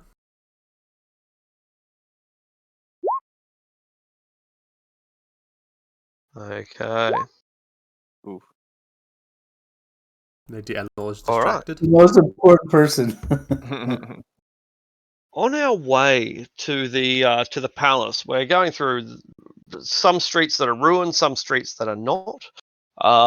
It's not like the entirety of Cormier has been bombed or anything. The entire of the city have been bombed, but rather there's been absolutely devastating attacks. Fires have spread. There's been looting, and so the level of damage is inconsistent between none at all and total annihilation. And all of that can be found within a handful of blocks. One block might be destroyed, and another doing just fine. But while we are traveling there, chaos erupts afresh, and it sounds like it erupts all over the city. And buildings start toppling, fires start spreading, and we have arrived in the middle of one of these dragon attacks. The dragon's not near us, it's probably a mile distant, but somewhere over there, you get flashes of this enormous, enormous amethyst colored dragon, dark purple, glistening within the sunlight. And it's rider above it, and they just lay waste to everything that they see. But we're a mile away from this on the other side of the city. We can only see it periodically through the smoke, but the screams carry even this far. It's like a wave of screams that infects the entire city. Is there a direction that looks like we could be moving that could intercept its course? Intercept its course, probably because it moves, as fast as it wants to and goes, I guess, where it wants to. Intercepting its course might be quite difficult, but we can at least move in that direction. And yet, it's going to take a long time to get there. Of course, a mile through a city, you're going through alleyways and down streets and backyards. The roofs quite close to each other.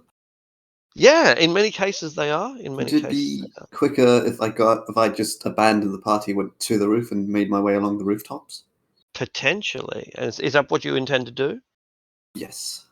Then when you get up to the roof, like it takes you a couple of moments, not that long, to scamper up the guttering and look down on the tenement roof of the 3-story building, and you're about to leap from this 3-story building to that 3-story building, when you see from your angle that the earth itself is shaking, and there's this sonic boom that is breaking the surface of the streets, and it's going along one street parallel to the party. Maybe I can draw this in. No, that's the wrong tool. Freehand. So imagine that this is the building, and that Finnick is on top of the building, and the party is here, and something is breaking up the streets, the cobblestones here. Does that kind of make sense? Like something underground? Yes, that's right. Something underground is drilling close enough to the surface that its vibrations are breaking the surface and leaving a kind of crack in its wake, just ripping up cobblestones without actually breaking through the surface itself. Yes, I'll It's call not the down to the dragon. party. There's a dragon over there a mile away. Whatever, that's something else. Call down to the party. Something's tunneling just ahead of them.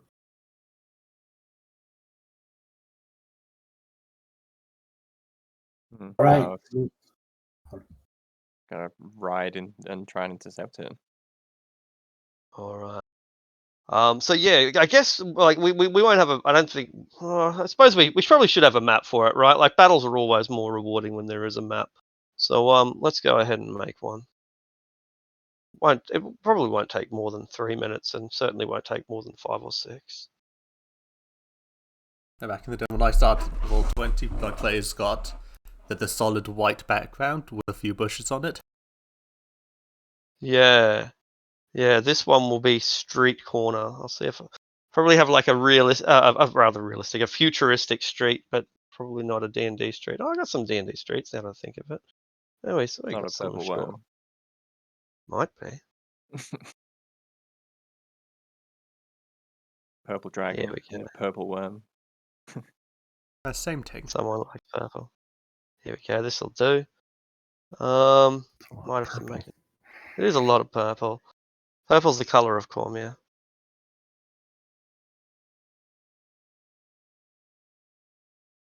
I wonder if this street is familiar. Yeah. Whatever do you mean? Huh. All right. So perhaps you could put like the party, somewhere along this street, and Finnick is somewhere on top of this building, which I guess you'd probably want to be here since it's the only part that has a roof. And whatever it is coming along there. Guess I will instruct the party to intercept it there. Very good. This is much more rewarding, isn't it? 3 minutes well invested. So let's move towards follow the rabbit's instructions. Sure. So you can put yourselves wherever you want, and we'll roll initiative assuming that the party is able to scatter itself into basically the location that it wants to be. I guess I'll stand here. That'll be next to Eleanor then. Very good. So when it erupts, God damn it. we are ready to go.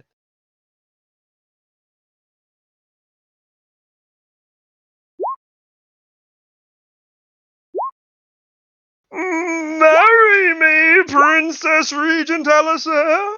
We shall rule this land together. Being amplified, thaumaturgy is being used, so the whole city can. Just relentlessly bad initiative rolls. Oh, you hate to see it. It's I pretty roll bad. really bad initiative. That's why I play the bunny race. So I can get, You've only got... so I could get proficiency. Good idea. Wait, so it's pretty bad when the party can't beat a 5. 14's the highest initiative score. That's pretty. I suppose I'm pretty shocked at the sight of a purple worm erupting through the streets of my country's capital. It bursts forward and lets out a bellowing scream. And Finnick, you're right above it when it does. You got the Sarlacc point of view. That thing a dragon? That is not a dragon. It is a worm. It has no legs. It just appears to be like a centipede covered in plates of armor. It's like Dune all up in this piece. Totally stolen from June. Wait, can it attack me on the roof here? Potentially, like you can't see how big it is because it's only partially poking out of the earth, and even still, it's 20 feet long, and the building's only 40 feet high. So, the short answer is probably. No, I was just wondering at the moment if this encounters disadvantage into melee. Does not. 20 feet away from ranged. Yeah, you're safe for now. Guess I'll just start by trying to take some shots into it. You have advantage. You're right on top of it. I will spend the first turn to summon my dragon and cast lightning arrow. Very good. And probably back up away from the building edge. Smart idea. So what colour is Zeza this time? I'm trying to think of purple worm. I'm going to stick with red. Very good. Okay, flightless. This monstrosity has erupted from beneath the street, What's the plan?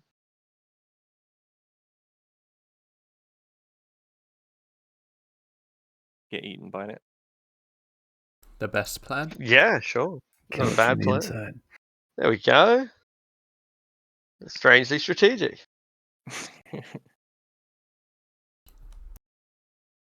But he will cast action to cast Bless, and he will target himself, Eleanor, and Sildarin. All right. Where's your bless, Moog?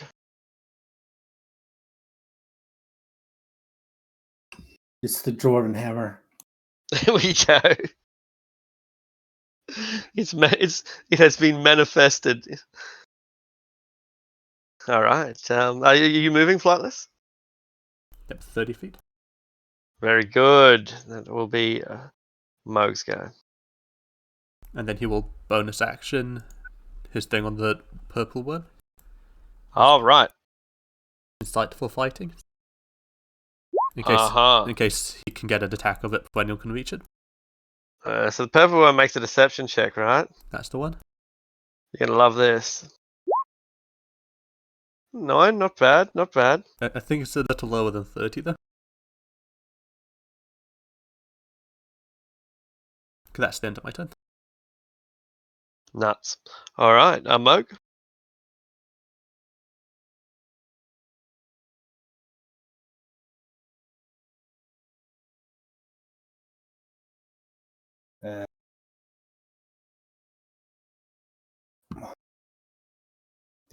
Hold on, sorry.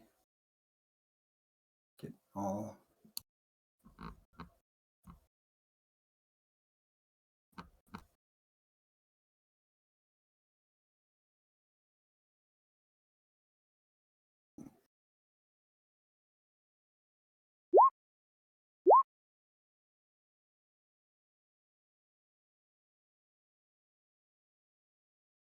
Bam! You hit it square in the side of the plates and get its attention. And both of those strikes are going to wound it, but not in any significant way.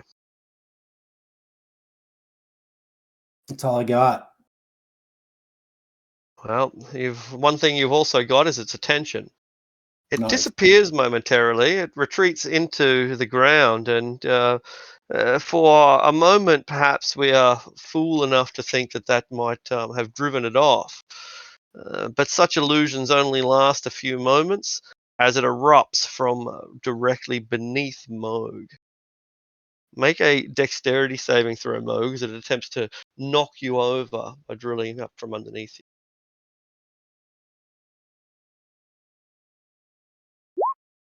But you keep your footing, and thus you find yourself in the middle of its mouth as it tries to swallow you whole. 23? Must do it, right?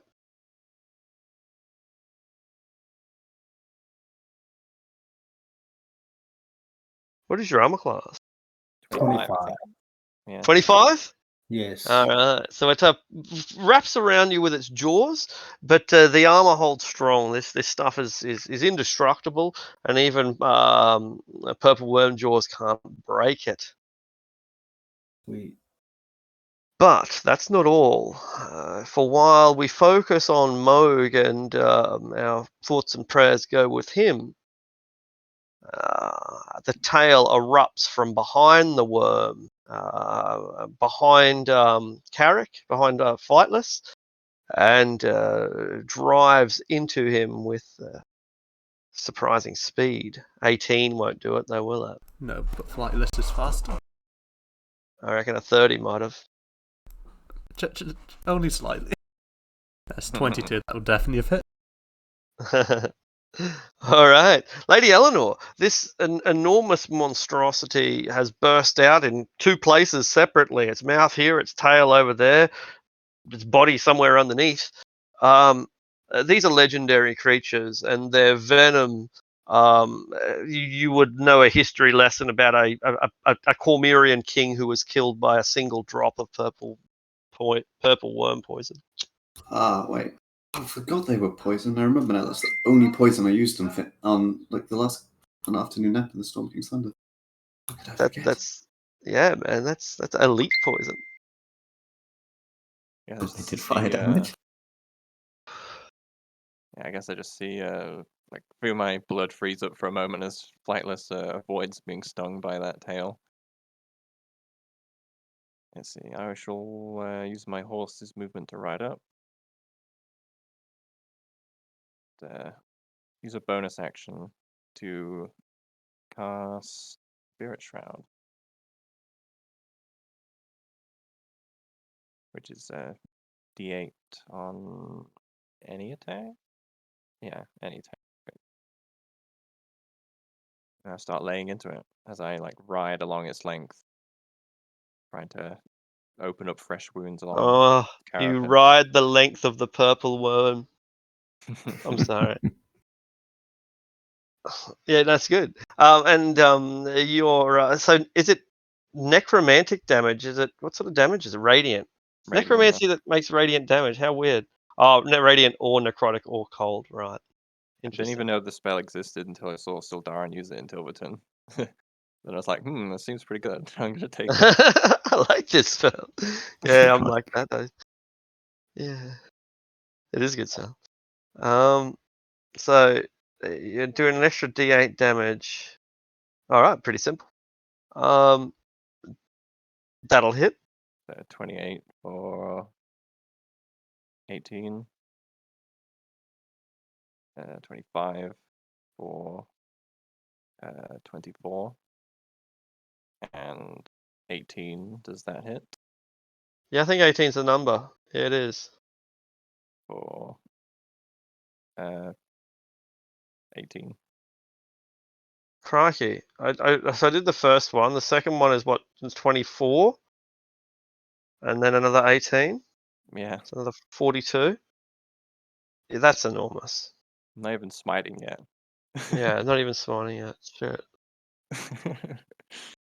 Alright, that's it. All right. So Moga's been snatched up by this thing, and he's caught in its jaws, but those jaws can't break through the shell that he wears. And Eleanor comes in from the side and just starts hacking into it, ripping away at the plates that are quite literally as strong as steel, and opening up the gooey flesh within. Sildarin, it's a sight to see at close range. I guess I will advance as well. Cast the same Spirit Shroud, I guess. Bonus action, and then Booming Blade. All right.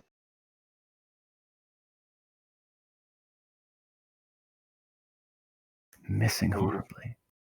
Indeed. I'll reroll that. Not a bad idea.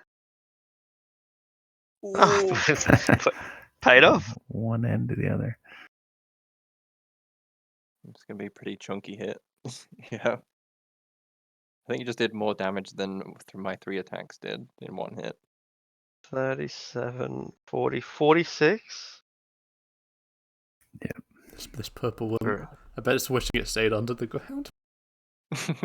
It's it's certainly surprised, but doesn't have a lot of intellect.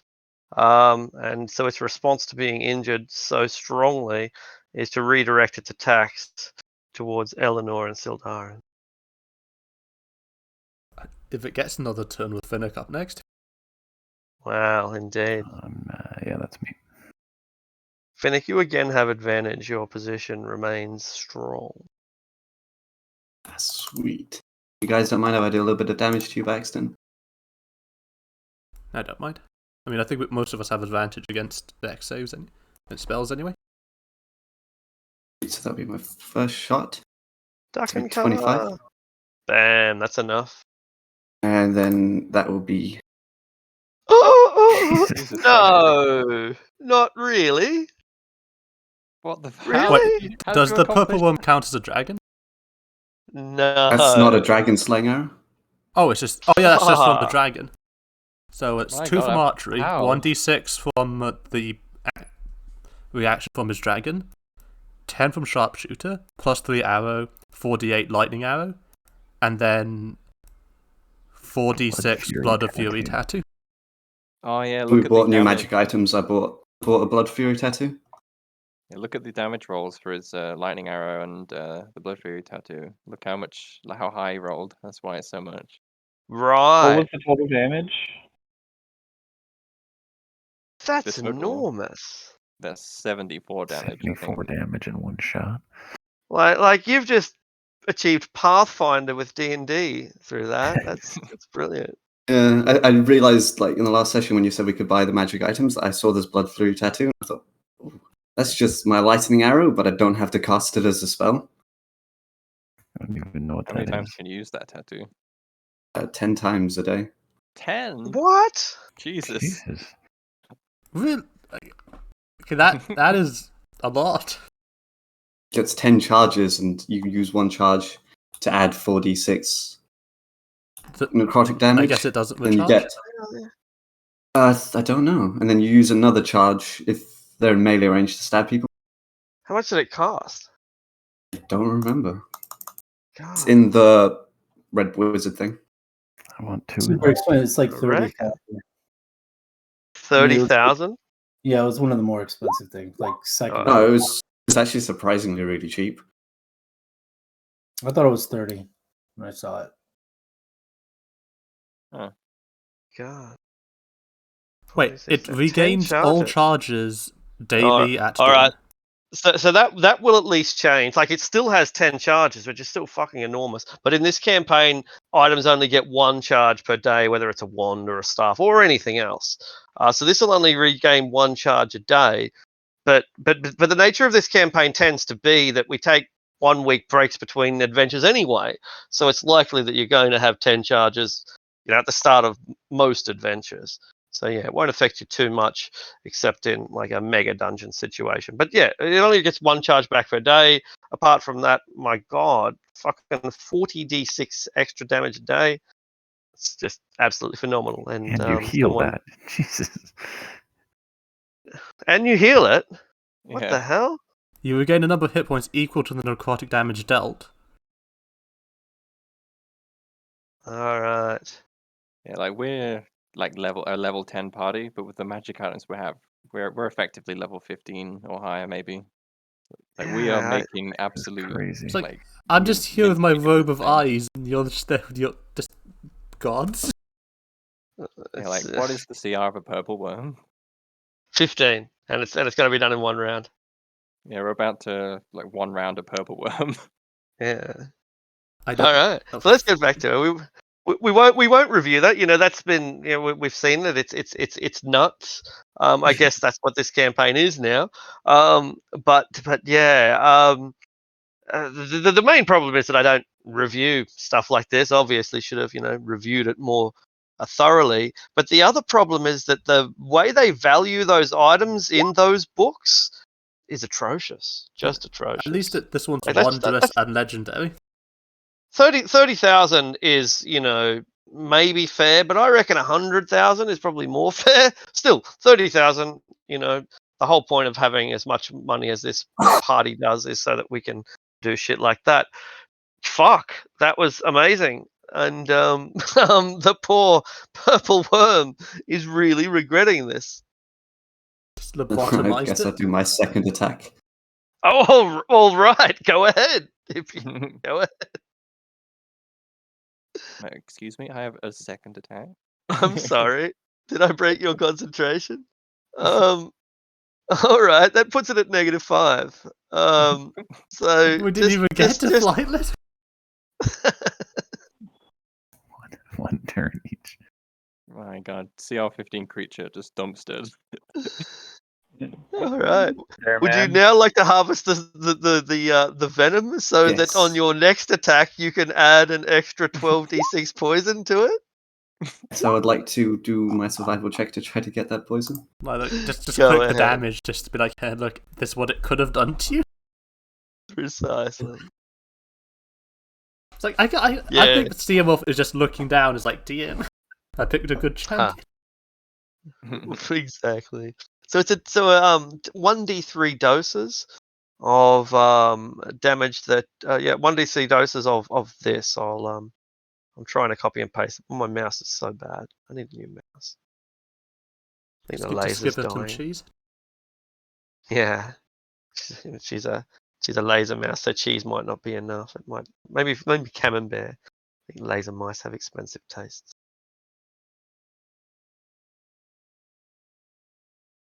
Honestly, didn't think it'd even be that much damage. Surprised me enormous. too. Yeah, that was. Yeah. Wow. Never gone the sharpshooter build. People keep telling me it's really broken in D&D. I can kind of see why now. Oh yeah. Yeah, because you never miss anyway, and so the extra 10 damage is just free damage. I remember playing a sharpshooter ranger and it's just as broken. Or maybe not quite as broken. I didn't have legendary magic items, but still, it's very strong. It also feels good when Arctic gets sort of like, oh, I mean, he's sort of behind like these 3 walls, this tree, and the smoke. So maybe he has cover, and you're just like, no. No, not this time. Yeah, right. AC 12, then go on. All right, so 2 doses of this incredibly dangerous poison. It's just about the most dangerous poison known to man. That's not true at all, but it's at least the most famous. It's at least very famous for its Can't wait to add that toxicity. combo. Indeed.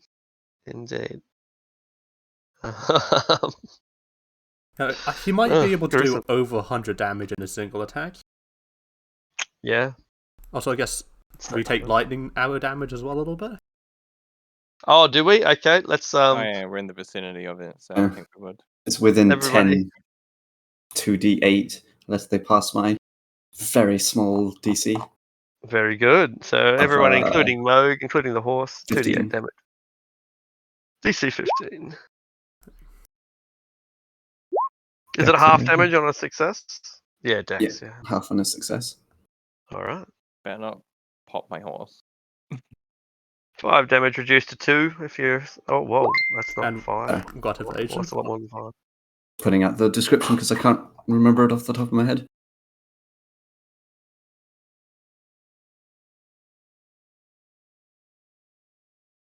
All right. Half The of shield 5. math, I mean, if I make my saving throw, I don't get it. I think it's halved on a saving throw if you make it. I think with Shield Master, you think you can evade all the damage? Oh yeah, use your reaction, then you take none, yeah.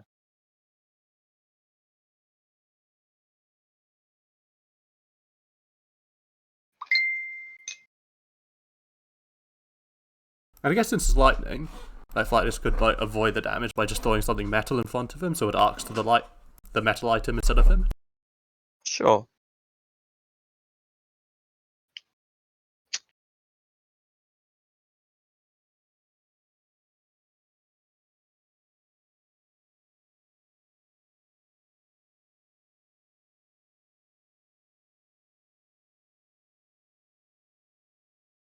Well, that was that. Tickled me a little bit. Tickled my horse as well. Would have popped the horse if it didn't make its saving throw. Oh, it's only 5 damage.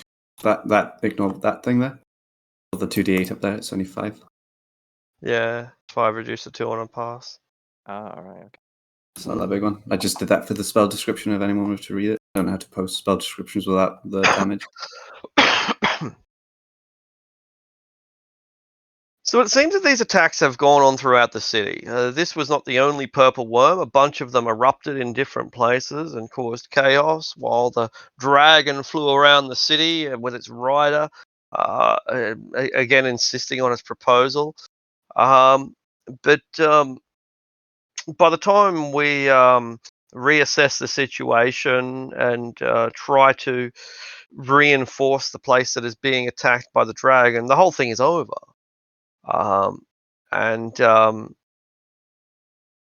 It looks like a catastrophic defeat for almost everyone except for us, and we fucking owned our purple worm. We just absolutely obliterated. But in the rest of the cases, people were killed and buildings were damaged and infrastructure is ruined beyond repair and so on.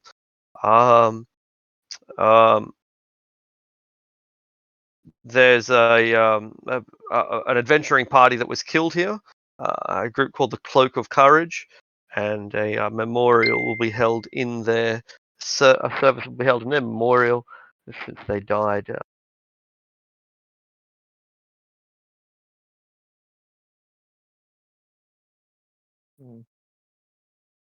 This cannot continue. We must put a stop to this.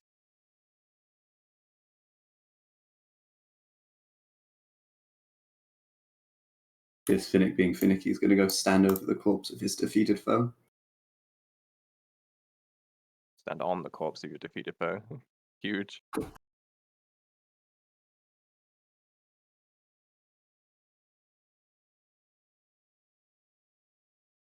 think with how big purple worms are supposed to be, and how small Finnick is, I would imagine that one of its teeth is probably bigger than you are. Yeah, I still did more damage than him. That size doesn't matter. I suppose optic. Well, to be fair, you did shoot it with an arrow charged with a ludicrous amount of arcane energy. So maybe we should have grown some arcane resistance instead of growing taller. I don't know what happened. I don't know when I left. Just realised that I wasn't hearing anyone.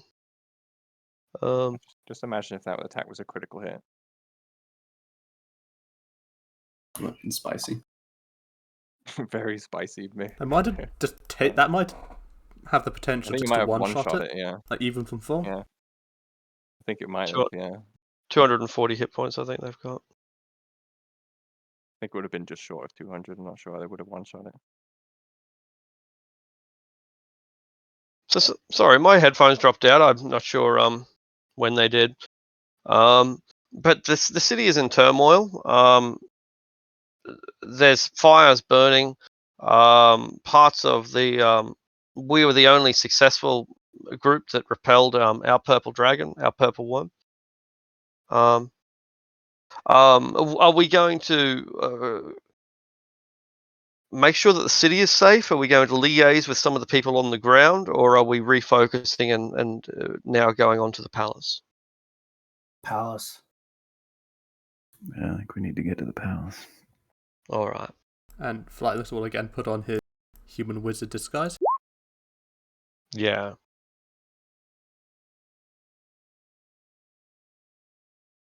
All right. The palace, not surprisingly, has suffered extensive damage. It's also under military occupation, equally unsurprising.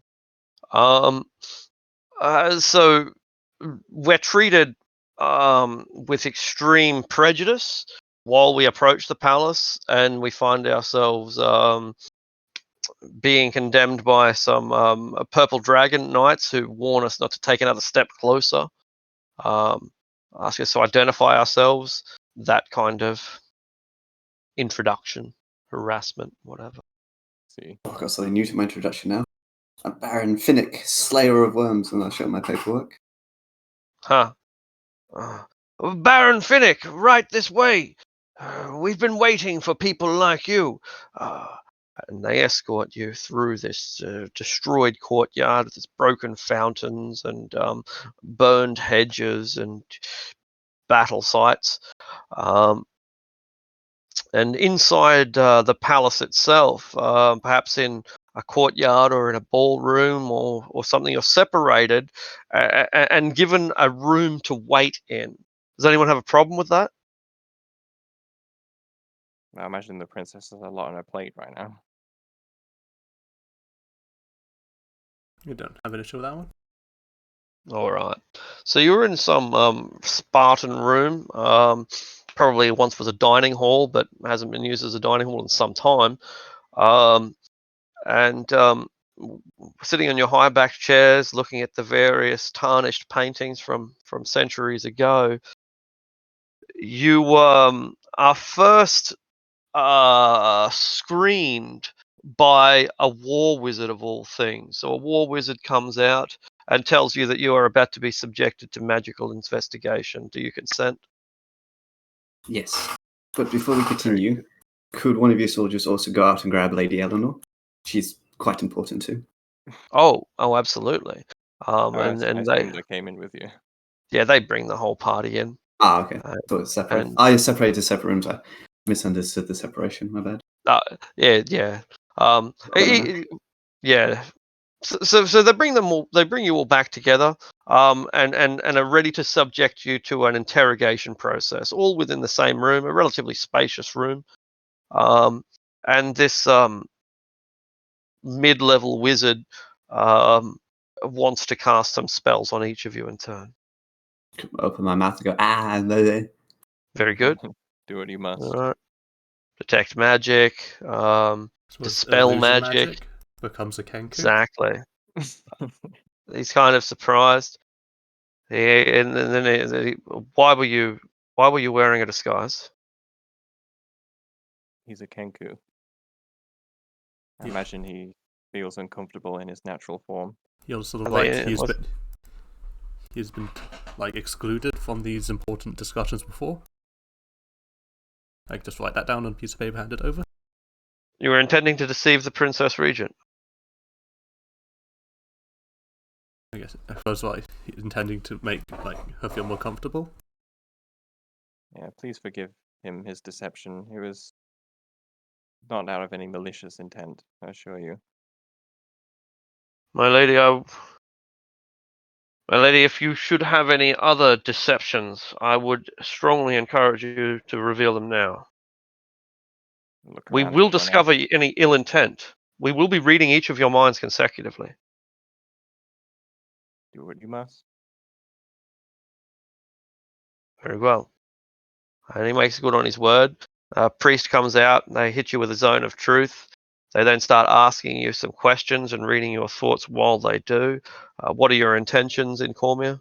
This is, anyone can answer because they do ask each of you, but I don't want to go through 20 questions with every person. What are your intentions in Cormier? I I think I suppose speak for everyone when... Oh, go ahead. Sure. flights would be like just to help Eleanor with like and her country.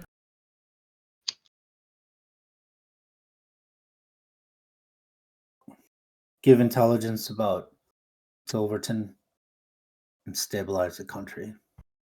What's happened in Tilverton?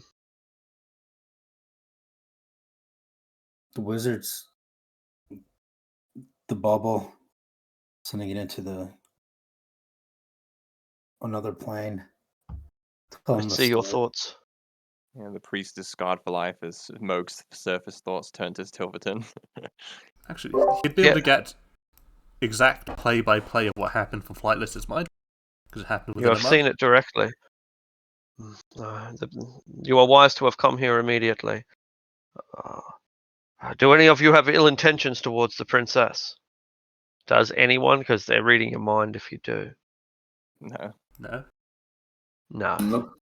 Moog's No. thinking what kind of beard she has. All right. So that was the preliminary investigation. Now the investigation actually begins. Interrogation, rather. You still don't leave the room, but this time you're approached by a wizard of considerable power. Eleanor, you may want to make a history check. It'd probably be the sort of information that you would know, whereas the others, I don't know if they would. I suppose, is this a war wizard? It is a war wizard, yeah. 11. All right. So yeah, this is a war wizard, and although you don't know who they are wearing the what's the word? Regalia, I guess, of the chief war wizard. It's the stuff that Vandergast used to wear when he was in charge, for 50 years or something. Is it the garb that Jesnar was wearing until he defected? Precisely. That's exactly what it is. See. This woman, however, is only about as old as you are, 10 years older at absolute most, and you've seen enough Badine by now to recognize her ethnicity. Alright, then Flightless will give her a Badine welcome because he speaks Badine. She returns it. Back in the day, the Bedine women taught him how to speak. I understand that you have been into Tilverton. He'll nod his head.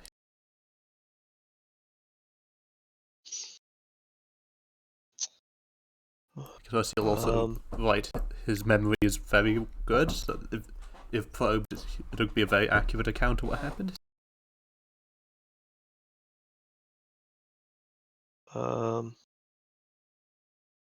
You have also been responsible for activities against slavers in the Dales.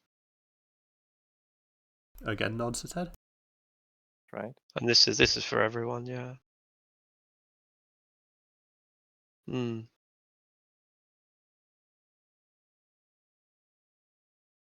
Have you come here for with the best of intentions? the best of intentions, but not the best of times? Apparently not.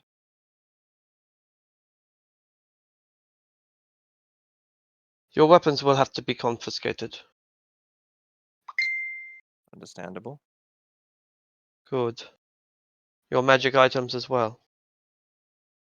Look down at my plate armor. I'm like, would you be willing to give me time to disrobe? Of course. I'll be staying here. As you wish. My people aren't parting with these anymore. One of my magic items is a tattoo I can't part with. Yeah, I'm not taking off my plate or giving up my hammer. I'll go back. Flightless, would you mind assisting me with this? It's a little fiddly. If Flightless will help. I suppose he'll ask if he can keep his robe, because it's not offensive.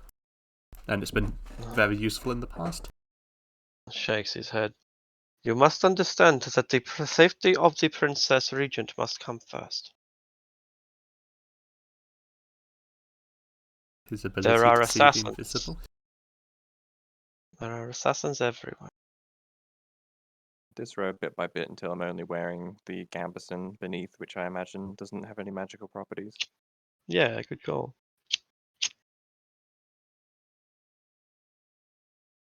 Yeah, Flightless will take all the stuff off as well then. Weapons, magic armor and stuff. And he'll also take the small pouch and just put the flakes of cyanide and just put them in the magic items as well. I mean, they could be anything, so he hopes it just gets they don't look at it too closely and realize it's not magic. The Finical, when he hands the magic items, he'll hide make sure they see the vials of poison and say, these I just gathered from the wild my kill, don't worry about them, and then hand them to him. Ah. I had heard that one of the worms were killed.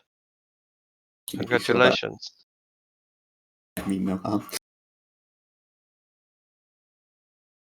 No, we are fortunate to have your help.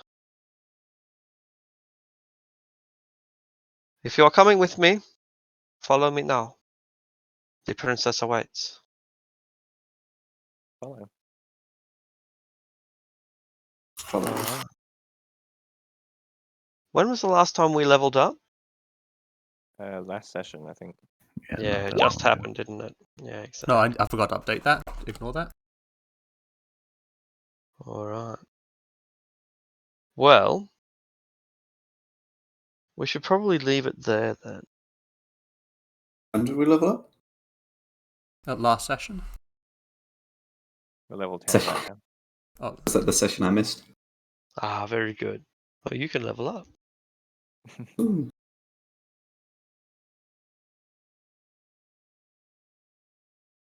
Fully concludes. Have I managed to make any single ballista or anything yet?